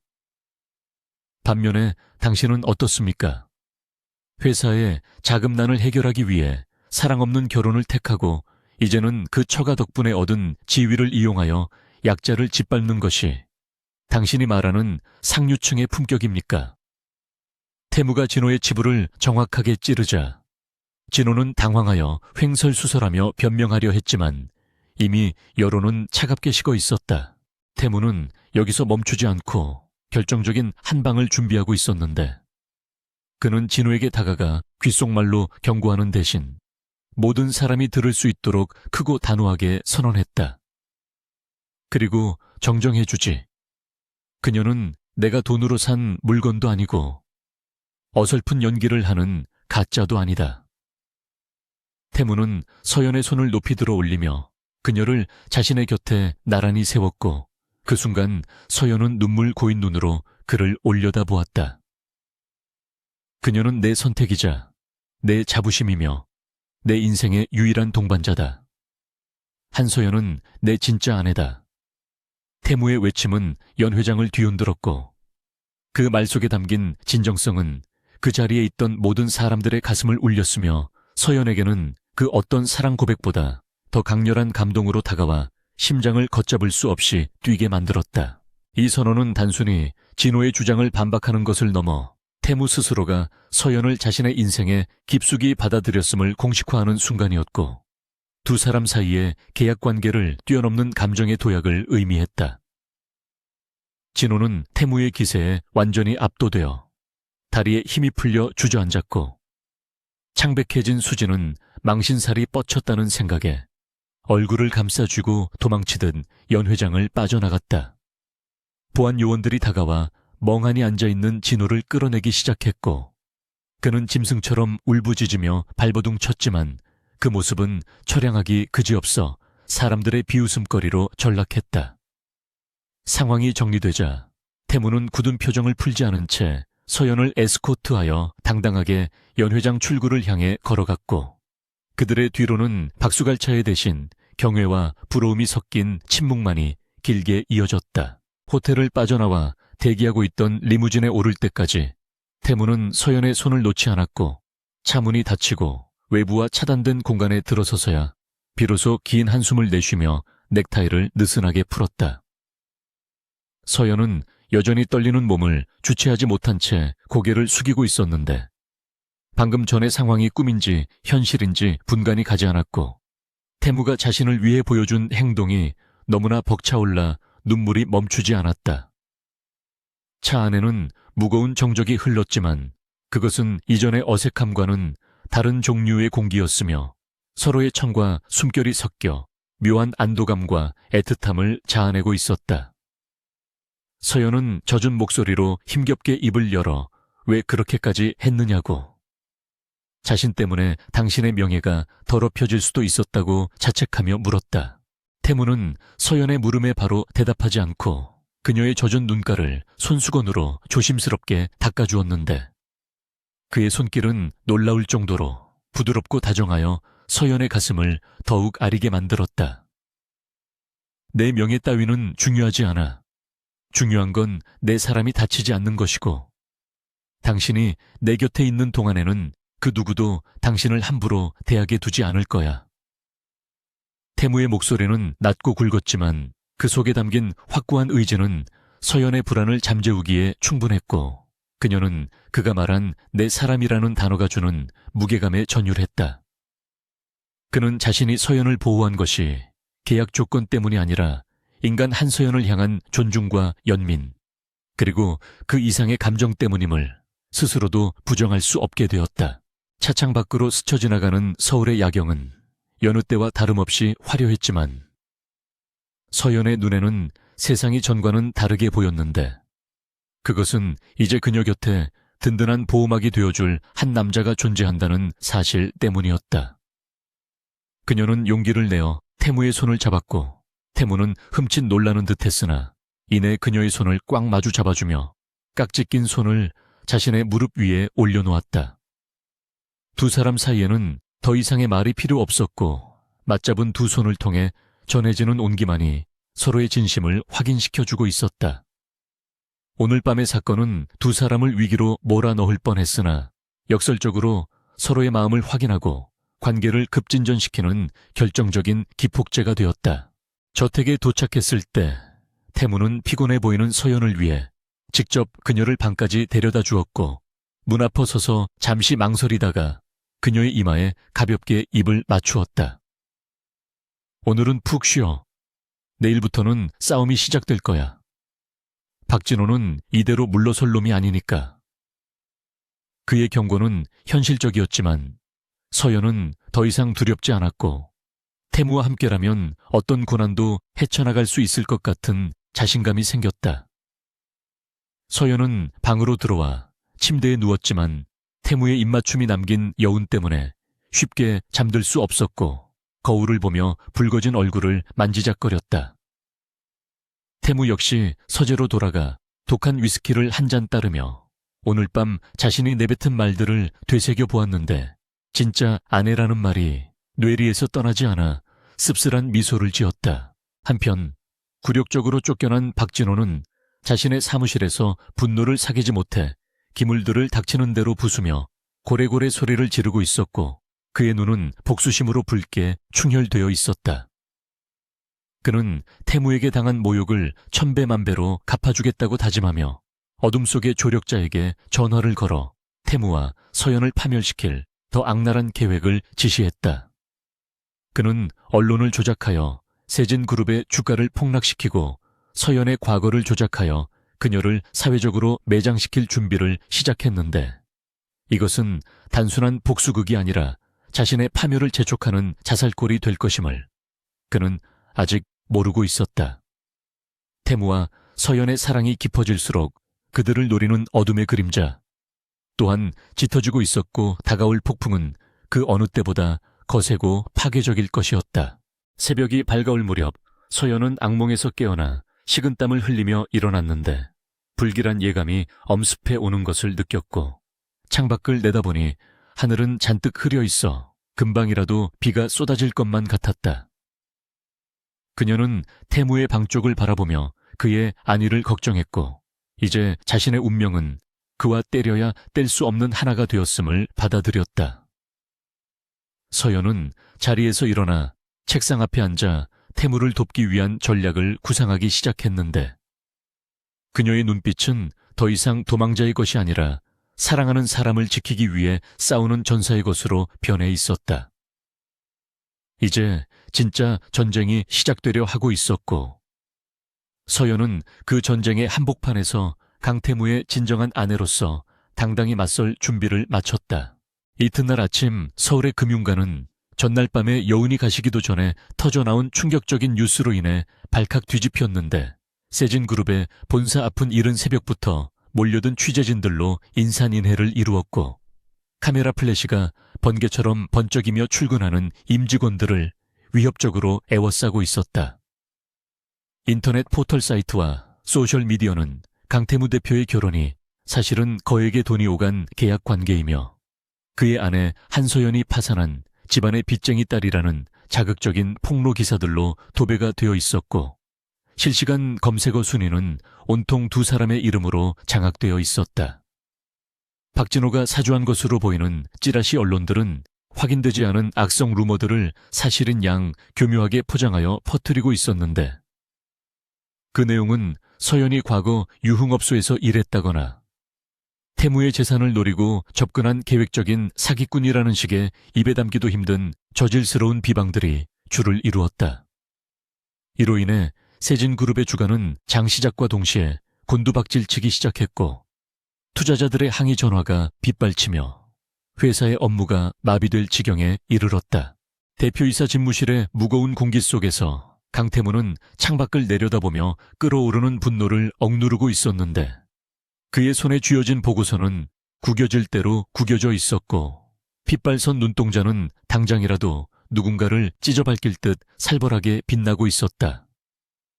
그는 자신의 예상보다 훨씬 더 빠르고 비열한 방식으로 공격해온 박진호의 수법에 치를 떨었는데, 단순히 자신을 공격하는 것이 아니라 아무런 방어막이 없는 서연을 표적으로 삼아 난도질하고 있다는 사실이 그를 참을 수 없게 만들었다. 비서실장이 안절부절 못하며 법무팀을 통해 강력하게 대응하고 포털 사이트에 기사 삭제 요청을 하고 있다고 보고했지만, 이미 불길처럼 번져나간 소문을 잡기에는 역부족이었고, 여론은 이미 서연을 마녀사냥의 제물로 삼아 물어뜯고 있었다.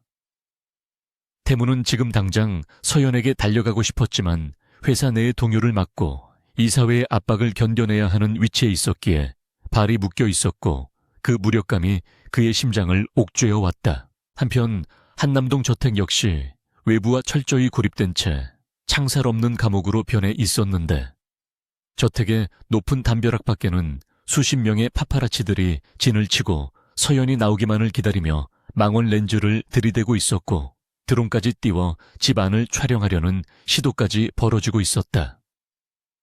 서연은 커튼이 굳게 닫힌 거실에서 TV 뉴스를 멍하니 바라보고 있었는데, 화면 속 앵커가 자신의 이름을 거론하며 입에 담지 못할 의혹들을 쏟아내는 것을 보며 마치 발가벗겨져 광장에 내던져진 듯 단 수치심과 공포를 느꼈다.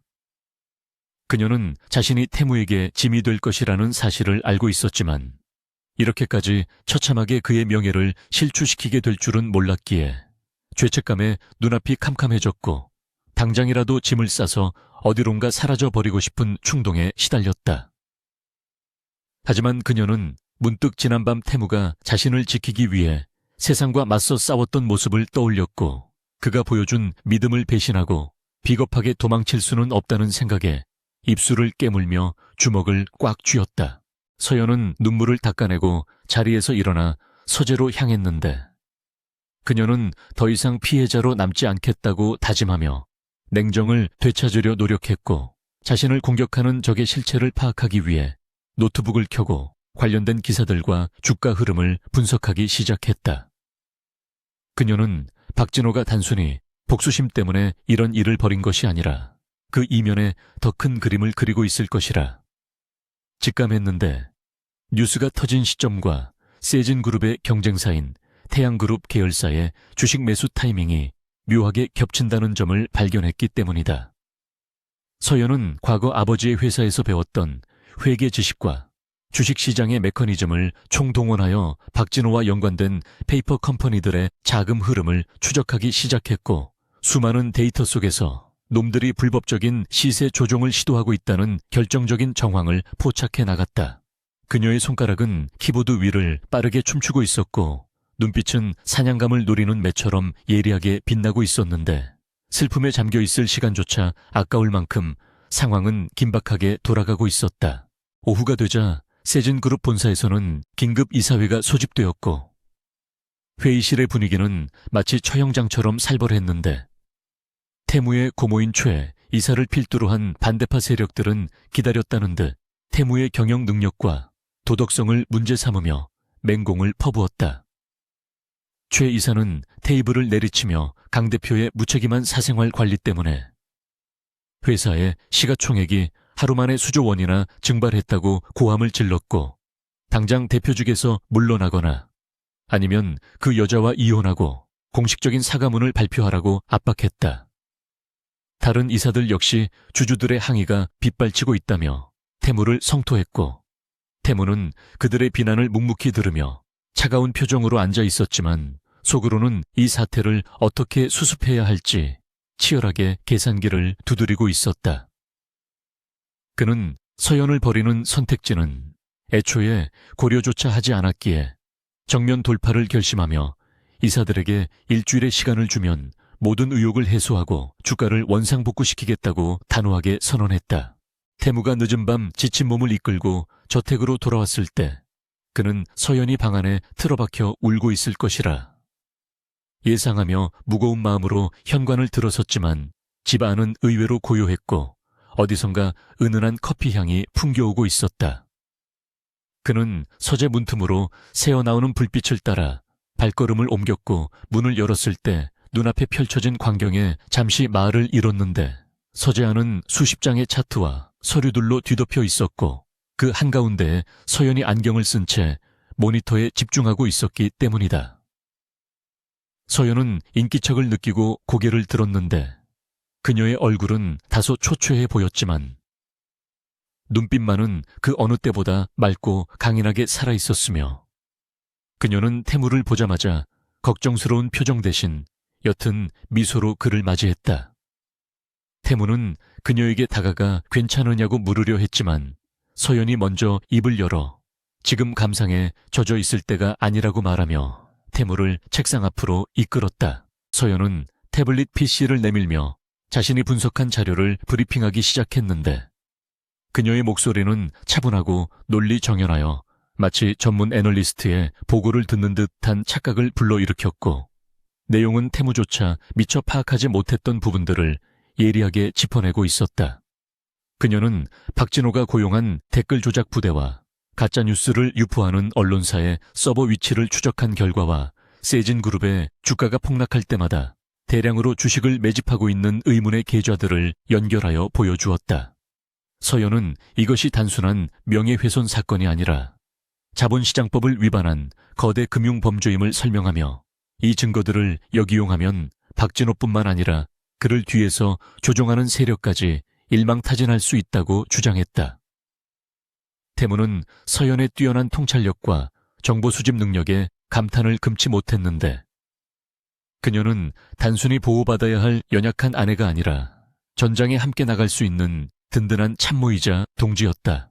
태무는 서연이 내민 자료들을 꼼꼼히 검토하며 굳어있던 표정이 서서히 풀리기 시작했고 절망적인 상황을 뒤집을 수 있는 승부수가 눈앞에 보이자 전신의 혈액이 뜨겁게 도는 것을 느꼈다. 그는 서연을 바라보며 진심 어린 눈빛으로 고맙다는 말을 전했는데 그 말 속에는 단순히 이를 도와줘서 고맙다는 의미를 넘어 힘든 상황에서도 무너지지 않고 자신의 곁을 지켜준 것에 대한 깊은 애정과 존경이 담겨 있었다. 서연은 태무의 칭찬에 수줍어하며 자신은 그저 밥값을 했을 뿐이라고 겸손하게 대답했지만 태무는 그녀의 손을 잡고 손등에 입을 맞추며 당신은 이미 밥값 이상의 것을 해냈다고 속삭였다. 두 사람 사이에는 뜨거운 전우애와 함께 묘한 긴장감이 흘렀고 밤이 깊어가는 줄도 모르고 머리를 맞대고 방역의 시나리오를 완성해 나갔다. 새벽이 밝아올 무렵 그들은 완벽한 작전을 수립했는데 그것은 박진호가 파놓은 함정에 제 발로 걸어 들어가는 척하며 그를 안심시킨 뒤 결정적인 순간에 그의 목덜미를 물어뜯는 대담하고도 치밀한 계획이었다. 태무는 비서실장에게 전화를 걸어 내일 아침 긴급 기자회견을 준비하라고 지시했고 서연에게는 내일 기자회견장에 동석해 줄 수 있겠느냐고 조심스럽게 물었다. 서연은 잠시 망설였지만 이내 결연한 표정으로 고개를 끄덕이며 당신의 아내로서 당당하게 그 자리에 서겠다고 대답했고 태무는 그런 그녀를 꽉 끌어안으며 무슨 일이 있어도 당신을 지키겠노라고 다시 한번 맹세했다. 창밖에는 여전히 비가 내리고 있었지만 두 사람이 있는 서재 안은 희망의 불씨가 타오르고 있었고 그들은 서로의 심장 소리를 느끼며 잠시나마 평온한 휴식을 취했다. 다음 날 아침 기자회견장은 수백 명의 취재진으로 발 디딜 틈이 없었는데 강태무와 한서연이 입장하자 쉴 새 없이 터지는 플래시 세례에 눈을 뜰 수 없을 지경이었고 여기저기서 질문이 빗발치며 아수라장을 방불케 했다. 태무는 단상에 올라 마이크를 잡고 침착하게 장례를 정리한 뒤 준비한 원고 대신 서연의 손을 잡고 카메라를 정면으로 응시하며 입을 열었다. 그는 한간에 떠도는 소문들은 모두 사실무근이며 이를 유포한 자들에 대해서는 법적 조치를 취할 것임을 명확히 했고, 서연의 과거 채무 문제에 대해서도 솔직하게 인정하되 그것이 그녀의 인격을 훼손할 이유는 되지 않는다고 역설했다. 태무의 당당한 태도에 기자들의 질문 공세가 잠시 주춤한 사이 그는 비장의 무기를 꺼내 들었는데 그것은 바로 서연이 밤새 찾아낸 박진호의 주가 조작 증거들이 담긴 USB였다.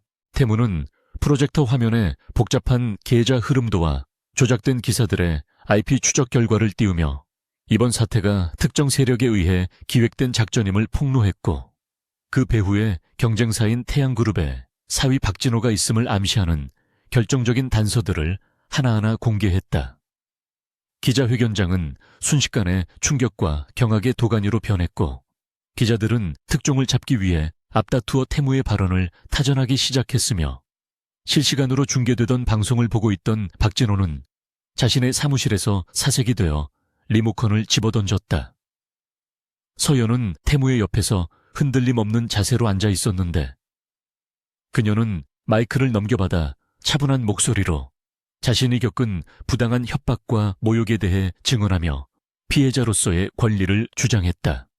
그녀의 진정성 있는 호소는 대중들의 마음을 움직였고 여론은 순식간에 반전되어 서연을 응원하고 박진호를 비난하는 쪽으로 기울기 시작했다. 기자회견이 성공적으로 끝나고 대기실로 돌아온 두 사람은 긴장이 풀려 소파에 주저앉았지만 서로를 바라보는 눈빛만은 승리의 기쁨으로 빛나고 있었고, 태무는 서연에게 수고했다며 어깨를 두드려 주었다.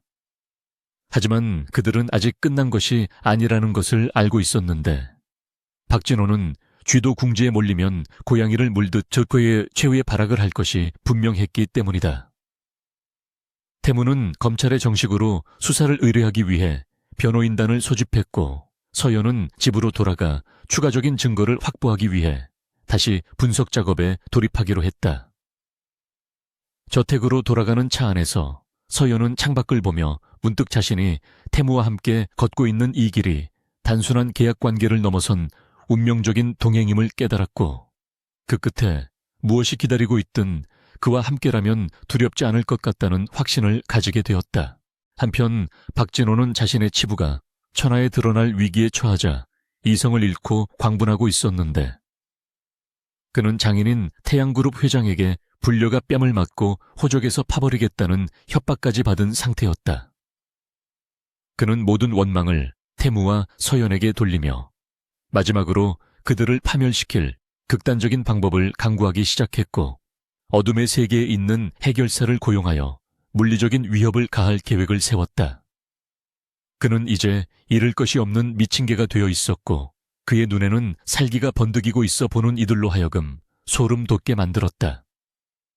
태무와 서연이 거둔 승리는 달콤했지만 그 뒤에 도사리고 있는 그림자는 더욱 짙어졌고 다가오는 폭풍은 이전과는 비교할 수 없을 만큼 거대하고 위험한 것이 될 것임을 예고하고 있었다. 그날 밤 서연은 잠자리에 들기 전 태무에게서 온 메시지를 확인했는데 당신 덕분에 오늘을 버틸 수 있었어.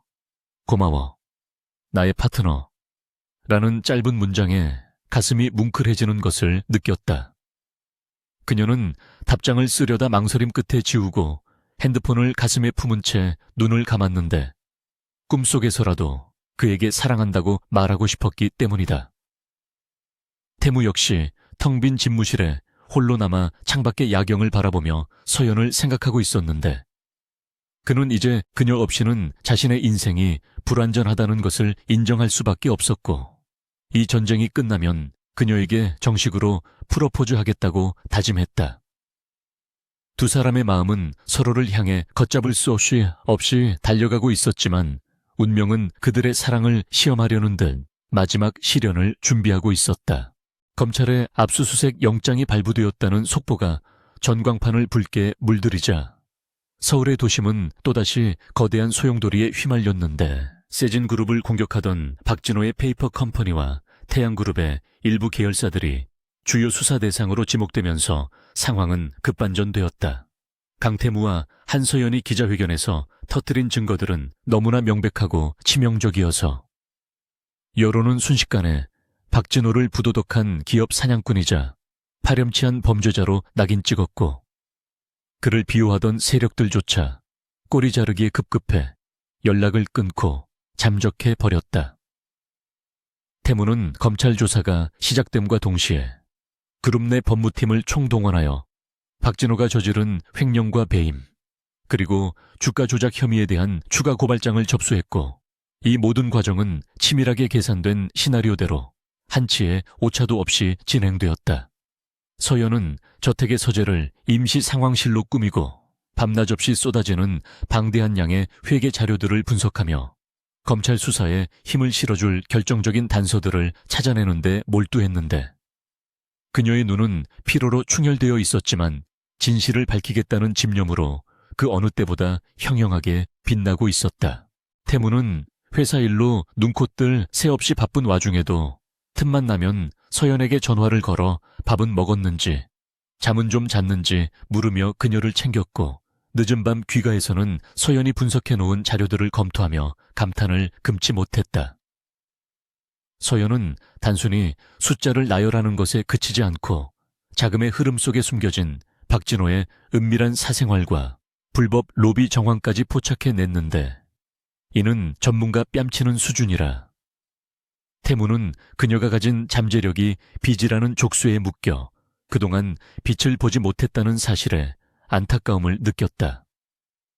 두 사람은 새벽이 밝아올 때까지 머리를 맞대고 작전 회의를 했는데 좁은 책상 위에서 서로의 어깨가 닿고 숨결이 느껴질 만큼 가까운 거리였지만 그 순간만큼은 에로틱한 긴장감보다는 전장에서 등을 맞댄 전화 같은 뜨거운 신뢰와 유대감이 더 크게 자리 잡고 있었다.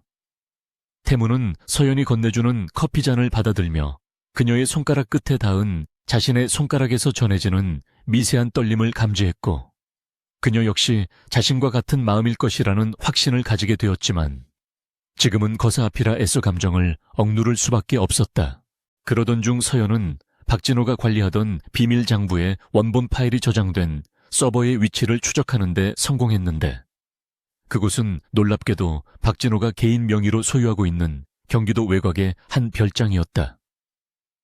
서연은 이 서버만 확보하면 박진호가 빠져나갈 구멍을 완전히 차단하고 그를 법의 심판대에 세울 수 있다고 확신했지만 검찰이 영장을 발부받아 진입하기까지는 시간이 걸릴 것이 분명했고 그 사이 박진호가 증거를 인멸할 가능성이 높았다.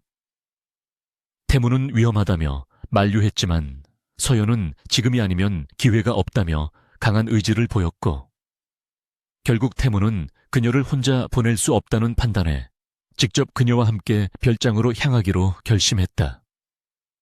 비가 억수같이 쏟아지는 칠흑 같은 밤 태무는 직접 차를 몰고 경기도로 향했고 조수석에 앉은 서연은 긴장된 표정으로 노트북을 무릎에 올린 채 실시간으로 별장의 보안 시스템을 해킹하여 진입로를 확보하고 있었다. 빗길을 뚫고 도착한 별장은 숲속 깊은 곳에 은밀하게 숨겨져 있었는데 불 꺼진 창문들은 마치 유령의 집처럼 음산한 분위기를 자아내고 있었고 인기척이라곤 느껴지지 않는 고요함이 오히려 더 큰 공포감을 조성하고 있었다. 태무는 차를 숲속에 숨겨두고 서연의 손을 꼭 잡은 채 조심스럽게 별장 뒷문으로 접근했는데 그의 손바닥에서 느껴지는 땀과 힘줄의 긴장은 그가 지금 얼마나 신경을 곤두쓰고 있는지를 여실히 보여주었다. 서연이 미리 파악해둔 비밀번호를 누르자 전자도어락이 해제되는 소리가 날카롭게 정적을 깨뜨렸고 두 사람은 숨을 죽이며 어둠 속으로 발을 들여놓았다. 내부 구조는 복잡했지만 서연은 노트북 화면의 도면을 확인하며 서버실이 위치한 지하로 향하는 계단을 찾아냈고 태무는 스마트폰의 불빛에 의지해 앞장서며 혹시 모를 위험에 대비해 서연을 자신의 등 뒤로 보호했다. 지하 서버실에 육중한 철문을 열자 수십 개의 서버렉이 웅궁거리는 소리를 내며 돌아가고 있었고, 그 안에는 박진호가 그동안 저질러온 모든 범죄의 증거들이 고스란히 담겨 있었다. 서연은 안도감에 한숨을 내쉬며 서버에 접속하여 데이터 복사를 시도하려 했으나 바로 그 순간 등 뒤에서 서늘한 인기척과 함께 소름 끼치는 웃음소리가 들려왔다. 화들짝 놀라 뒤를 돌아보자 그곳에는 헝클어진 머리에 술 냄새를 풍기는 박진호가 야구 방망이를 든 채 비틀거리며 서 있었는데, 그의 눈은 이미 이성을 잃고 광기에 사로잡힌 짐승의 눈빛이었다. 박진호는 쥐새끼들처럼 여기까지 기어 들어올 줄 알았다며 비릿한 미소를 지었고, 태무는 반사적으로 서연을 자신의 뒤로 숨기며 그와 대치했다. 태무는 침착하게 박진호에게 모든 것이 끝났으니 자수하라고 권유했지만 박진호는 오히려 태무의 말을 비웃으며 자신이 무너질 때는 혼자 죽지 않겠다며 손에 든 라이터를 꺼내 들었다. 그는 서버실 곳곳에 미리 뿌려둔 인화 물질에 불을 붙이겠다며 협박했고, 만약 불이 붙으면 이 밀폐된 공간에서 세 사람 모두 목숨을 건지기 힘들다는 것을 알고 있는 태무와 서연은 긴장할 수밖에 없었다. 박진호는 서연을 향해 손가락질하며 이 모든 사단이 내년 때문이라며 저주를 퍼부었고, 과거에 너를 밟아 죽였어야 했다는 끔찍한 말들을 쏟아내며 서연의 트라우마를 자극하려 했다. 서연은 공포에 질려 몸을 떨었지만 태무의 넓은 등이 자신을 막아주고 있다는 사실에 용기를 얻어 박진호에게 당당하게 외쳤다. 당신이 망한 건 내 탓이 아니라 당신의 끝없는 탐욕과 오만함 때문이며 이제라도 죄를 뉘우치라고 말이다. 서연의 일침에 자존심이 상한 박진호는 괴성을 지르며 라이터를 바닥에 던지려 했고, 그 찰나의 순간 태무가 맹수처럼 달려들어 박진호의 손목을 걷어찼다. 라이터가 엉뚱한 곳으로 날아가 떨어지자 박진호는 당황하여 야구 방망이를 휘두르며 저항했지만 특수부대 장교 출신인 태무의 상대가 되기에는 역부족이었고, 태무는 가볍게 그의 공격을 피한 뒤 명치에 묵직한 주먹을 꽂아 넣었다. 박진호가 고통에 신음하며 바닥에 쓰러지자 태무는 즉시 그의 팔을 꺾어 제압했고, 거친 숨을 몰아쉬며 싸늘한 눈빛으로 그를 내려다보았다. 감히 내 아내를 위협하고 내 회사를 건드린 대가가 어떤 것인지 뼈저리게 느끼게 해주겠다며 태무가 으르렁거리자 박진호는 고통과 공포에 질려 살려달라고 애원하기 시작했다. 서연은 재빨리 112에 신고를 하고 떨어진 라이터를 주워 안전한 곳으로 치웠는데, 다리가 풀려 주저앉을 뻔했지만 끝까지 정신을 놓지 않고 상황을 수습하려 애썼다. 얼마 지나지 않아 사이렌 소리가 숲속의 정적을 깨우며 경찰차와 검찰 수사관들이 들이닥쳤고, 박진호는 현행범으로 체포되어 수갑을 찬 채 끌려나갔는데, 그의 모습은 한때 재벌가 사위로서 위세를 떨치던 위풍당당함은 온데간데 없고 초라하고 비참하기 그지없었다. 박진호가 끌려가며 태무와 서연을 향해 악담을 퍼부었지만 태무는 그를 거들떠보지도 않고 오직 서연이 다친 곳은 없는지 살피는 데에만 집중했다. 서연은 긴장이 풀리자 그제야 참았던 눈물을 터뜨렸고, 태무는 그런 그녀를 품에 꼭 안아주며 고생했다는 말과 함께 등을 토닥여 주었는데, 그의 가슴에서 전해지는 심장 박동 소리가 서연에게는 세상에서 가장 안전한 안식처처럼 느껴졌다.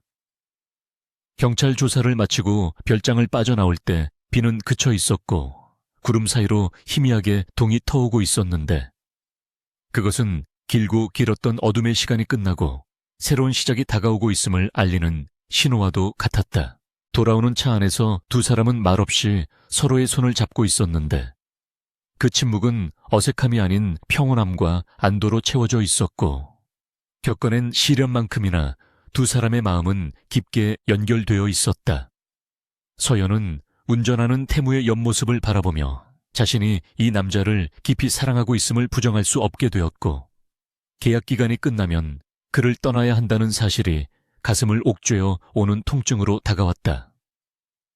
태무 역시 서연을 힐끗거리며 그녀가 없었다면 이 전쟁에서 승리할 수 없었을 뿐만 아니라 자신의 인생 또한 무채색으로 남았을 것이라는 생각을 하며 그녀를 평생 자신의 곁에 두고 싶다는 욕망을 느꼈다.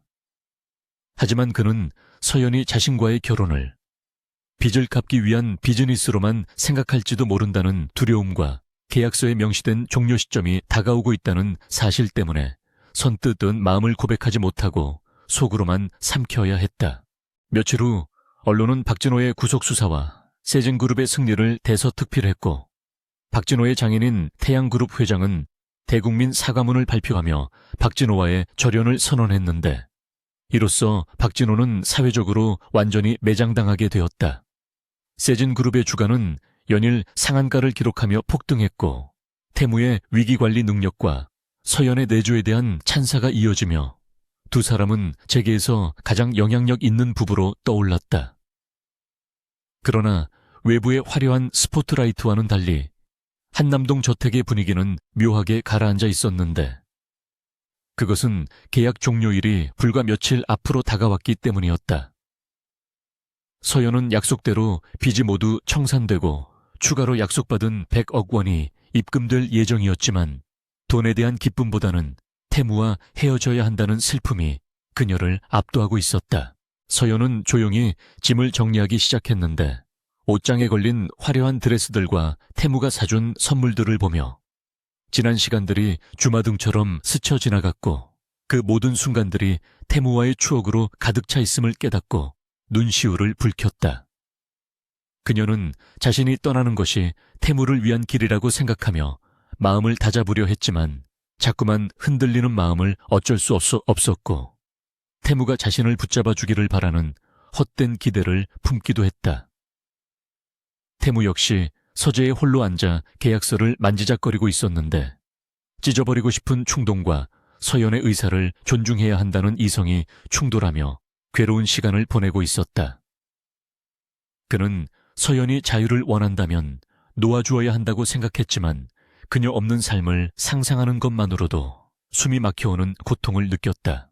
마지막 저녁 식사 자리에서 두 사람은 아무 말 없이 식기만 부딪혔는데 평소와 다름없는 풍성한 식탁이었지만 음식의 맛은 느껴지지 않았고 목구멍으로는 밥알이 아닌 모래알이 넘어가는 것만 같았다. 식사를 마친 후 태무는 서연에게 차 한 잔을 하자고 제안했고 두 사람은 정원 테라스에 마주 앉아 밤하늘을 올려다보았다. 태무가 무겁게 입을 열어 내일이면 계약이 끝난다고 말했고 그 말은 마치 사형 선고처럼 서연의 가슴에 꽂혔다. 서연은 애써 밝은 표정을 지으며 그동안 감사했다고 덕분에 빚도 갚고 새 인생을 살 수 있게 되었다고 말했지만 목소리는 미세하게 떨리고 있었고 찻잔을 쥔 손은 하얗게 질려 있었다. 태무는 서연의 눈을 똑바로 바라보며 정말로 떠날 생각이냐고 물었고 그 질문 속에는 제발 가지 말라고 말해주길 바라는 간절함이 담겨 있었지만 서연은 그 눈빛을 읽어내지 못하고 고개를 끄덕였다. 그녀는 태무가 자신을 비즈니스 파트너로서만 존중한다고 오해하고 있었기에 자신의 감정을 고백하여 그를 부담스럽게 하고 싶지 않았고 아름다운 마무리를 위해 자신의 사랑을 희생하기로 결심했던 것이다.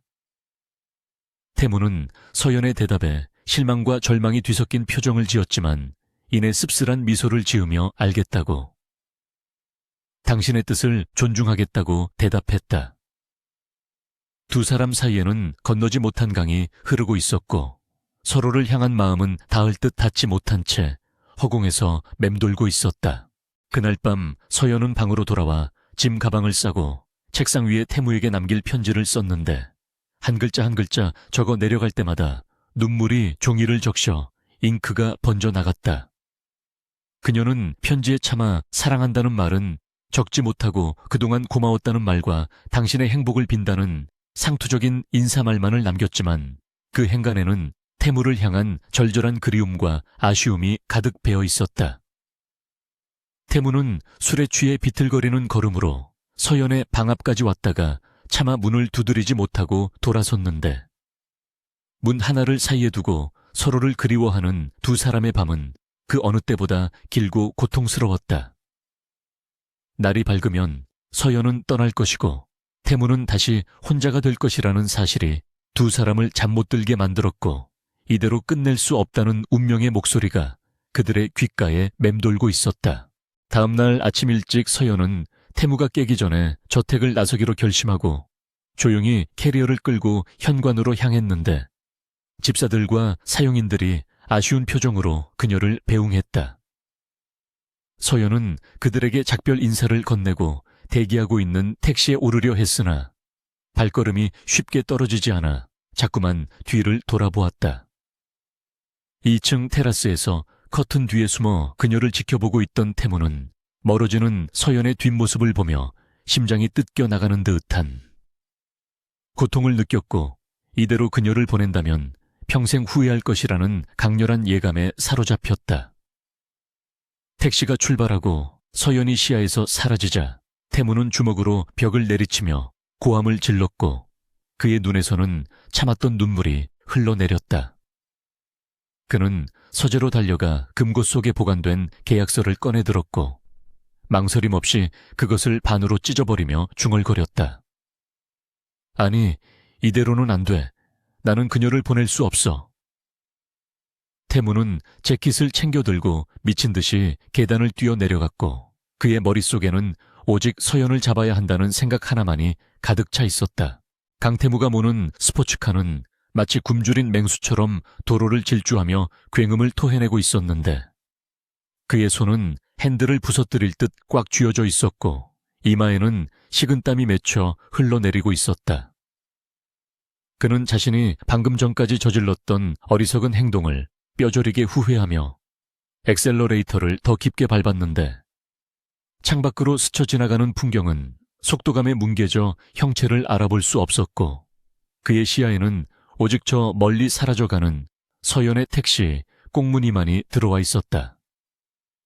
그는 서연이 떠난다는 사실을 받아들일 수 없었고 그녀가 없는 자신의 삶이 다시금 무채색의 건조한 일상으로 돌아갈 것이라는 공포가 그를 미치게 만들었는데, 그것은 그동안 애써 외면해왔던 사랑이라는 감정이 둑이 터지듯 밀려들어와 그의 이성을 마비시켰기 때문이었다.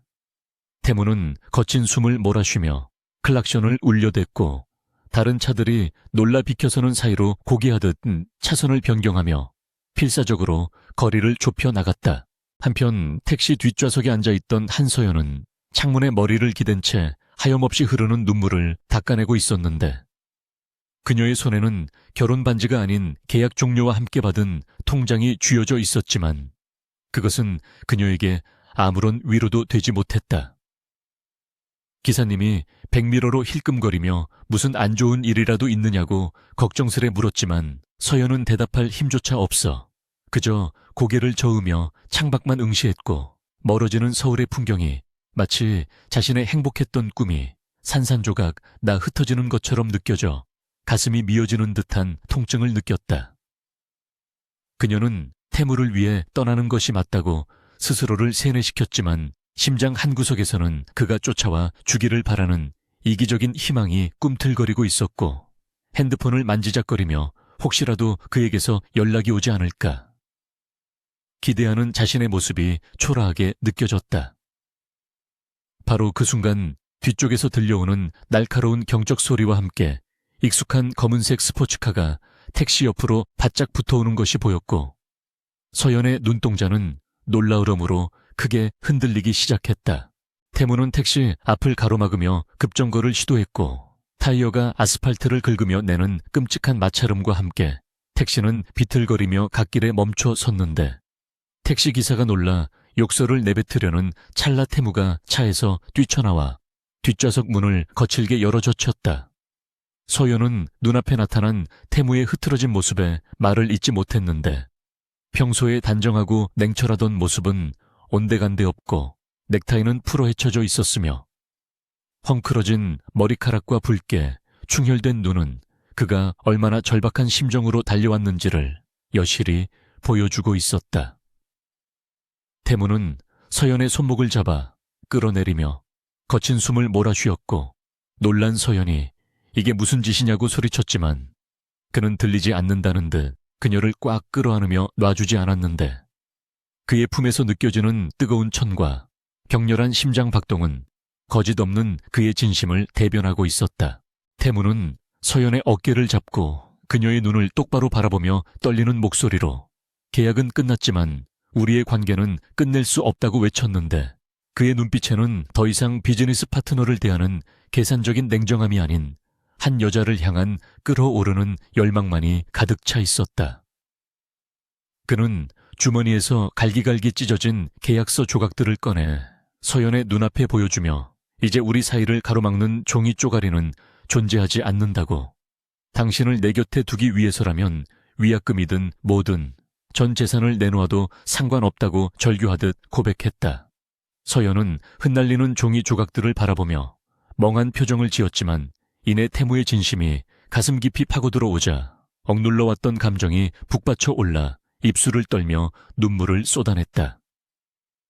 그녀는 자신이 태무에게 짐이 될까봐, 그가 자신을 사랑하지 않을까봐 두려워 도망치려 했다고 솔직하게 털어놓으며 흐느꼈고, 태무는 그런 그녀의 눈물을 닦아주며 당신이 없는 내가 껍데기에 불과하다고 따뜻하게 위로했다. 태무는 서연의 손을 잡고 무릎을 꿇었는데 지나가던 사람들이 호기심 어린 눈으로 그들을 쳐다보았지만 그는 세상에 오직 두 사람만 존재하는 것처럼 주변을 전혀 의식하지 않았다. 그는 품 안에서 작은 벨벳 상자를 꺼내 열었는데 그 안에는 계약 결혼 때 끼워주었던 보여주기식 반지가 아닌 그가 오랫동안 고민하며 준비한 심플하지만 우아한 다이아몬드 반지가 영롱하게 빛나고 있었다. 태무는 서연을 올려다보며 정중하고도 깊은 목소리로, 한서연 씨, 100억짜리 가짜 아내가 아니라 내 심장을 가진 진짜 아내가 되어달라고, 평생 당신만을 사랑하고 지켜주겠다고 생애 첫 프로포즈를 했다. 서연은 믿기지 않는 행복감에 얼굴을 감싸쥐고 고개를 끄덕였고, 태무는 환하게 웃으며 그녀의 손가락에 반지를 끼워준 뒤 자리에서 일어나 그녀를 번쩍 들어안고 환호성을 질렀다. 1년이라는 시간이 흐른 뒤 세진그룹의 본사 대회의실에서는 신제품 출시 기념 기자회견이 열리고 있었는데 단상에는 강태무 회장과 그 옆을 지키는 한서연 이사가 나란히 앉아 있었다. 서연은 이제 어엿한 경영 파트너로서 회사의 사회공헌 사업과 디자인 경영을 총괄하며 능력을 인정받고 있었고, 두 사람은 재계에서 가장 이상적이고 영향력 있는 부부로 칭송받고 있었다. 기자들은 더 이상 그들의 과거를 들추거나 악성 루머를 퍼뜨리지 않았고, 오히려 두 사람이 함께 일궈낸 성과와 서로를 바라보는 꿀 떨어지는 눈빛에 집중하며 부러움 섞인 기사를 쏟아내기 바빴다. 행사가 끝난 후 태무는 서연의 허리를 감싸 안으며 귓가에 오늘 저녁은 우리 둘만의 시간을 갖자고 속삭였고, 서연은 장난스러운 미소를 지으며 스케줄을 확인해 보겠다고 대꾸하며 행복한 웃음을 터뜨렸다.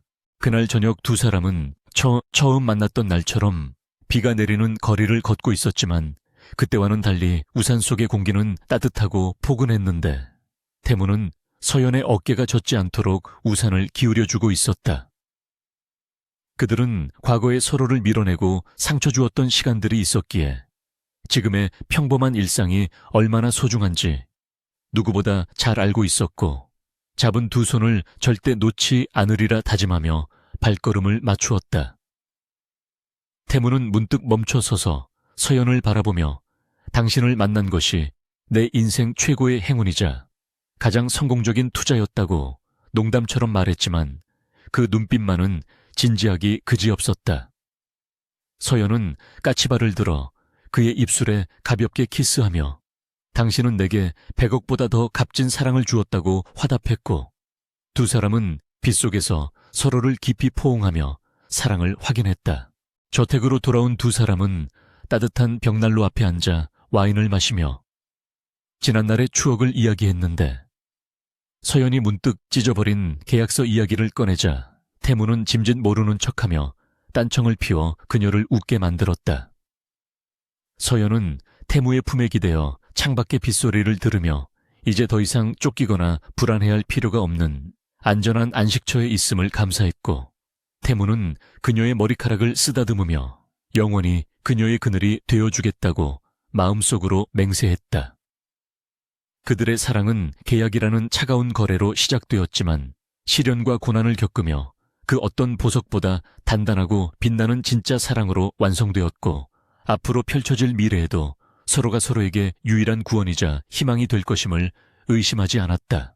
이야기의 끝에서 한서연은 더 이상 100억을 받고 팔려간 가짜 아내가 아니었으며 강태무 역시 돈으로 사랑을 사려 했던 오만한 재벌이 아니었다. 그들은 서로의 상처를 보듬고 성장하여 진정한 부부이자 동반자로 거듭났고 세상이 뭐라 하든 서로에게만큼은 대체 불가능한 유일한 존재가 되었다. 박진호가 던졌던 모욕적인 말들은 오히려 두 사람의 사랑을 증명하는 기폭제가 되어 사라져버렸고 이제 그들 앞에는 축복받은 꽃길만이 펼쳐져 있었다. 태무가 서연을 바라보며 사랑한다고 속삭이자 서연은 세상에서 가장 행복한 미소로 대답하며 그의 품에 더 깊이 파고들었고 밤은 깊어가지만 두 사람의 사랑은 영원히 꺼지지 않는 불빛처럼 타오르고 있었다. 이것은 가짜로 시작해 진짜가 된, 아니 처음부터 운명이었던 두 사람의 완벽하고도 아름다운 러브스토리의 완성이었다.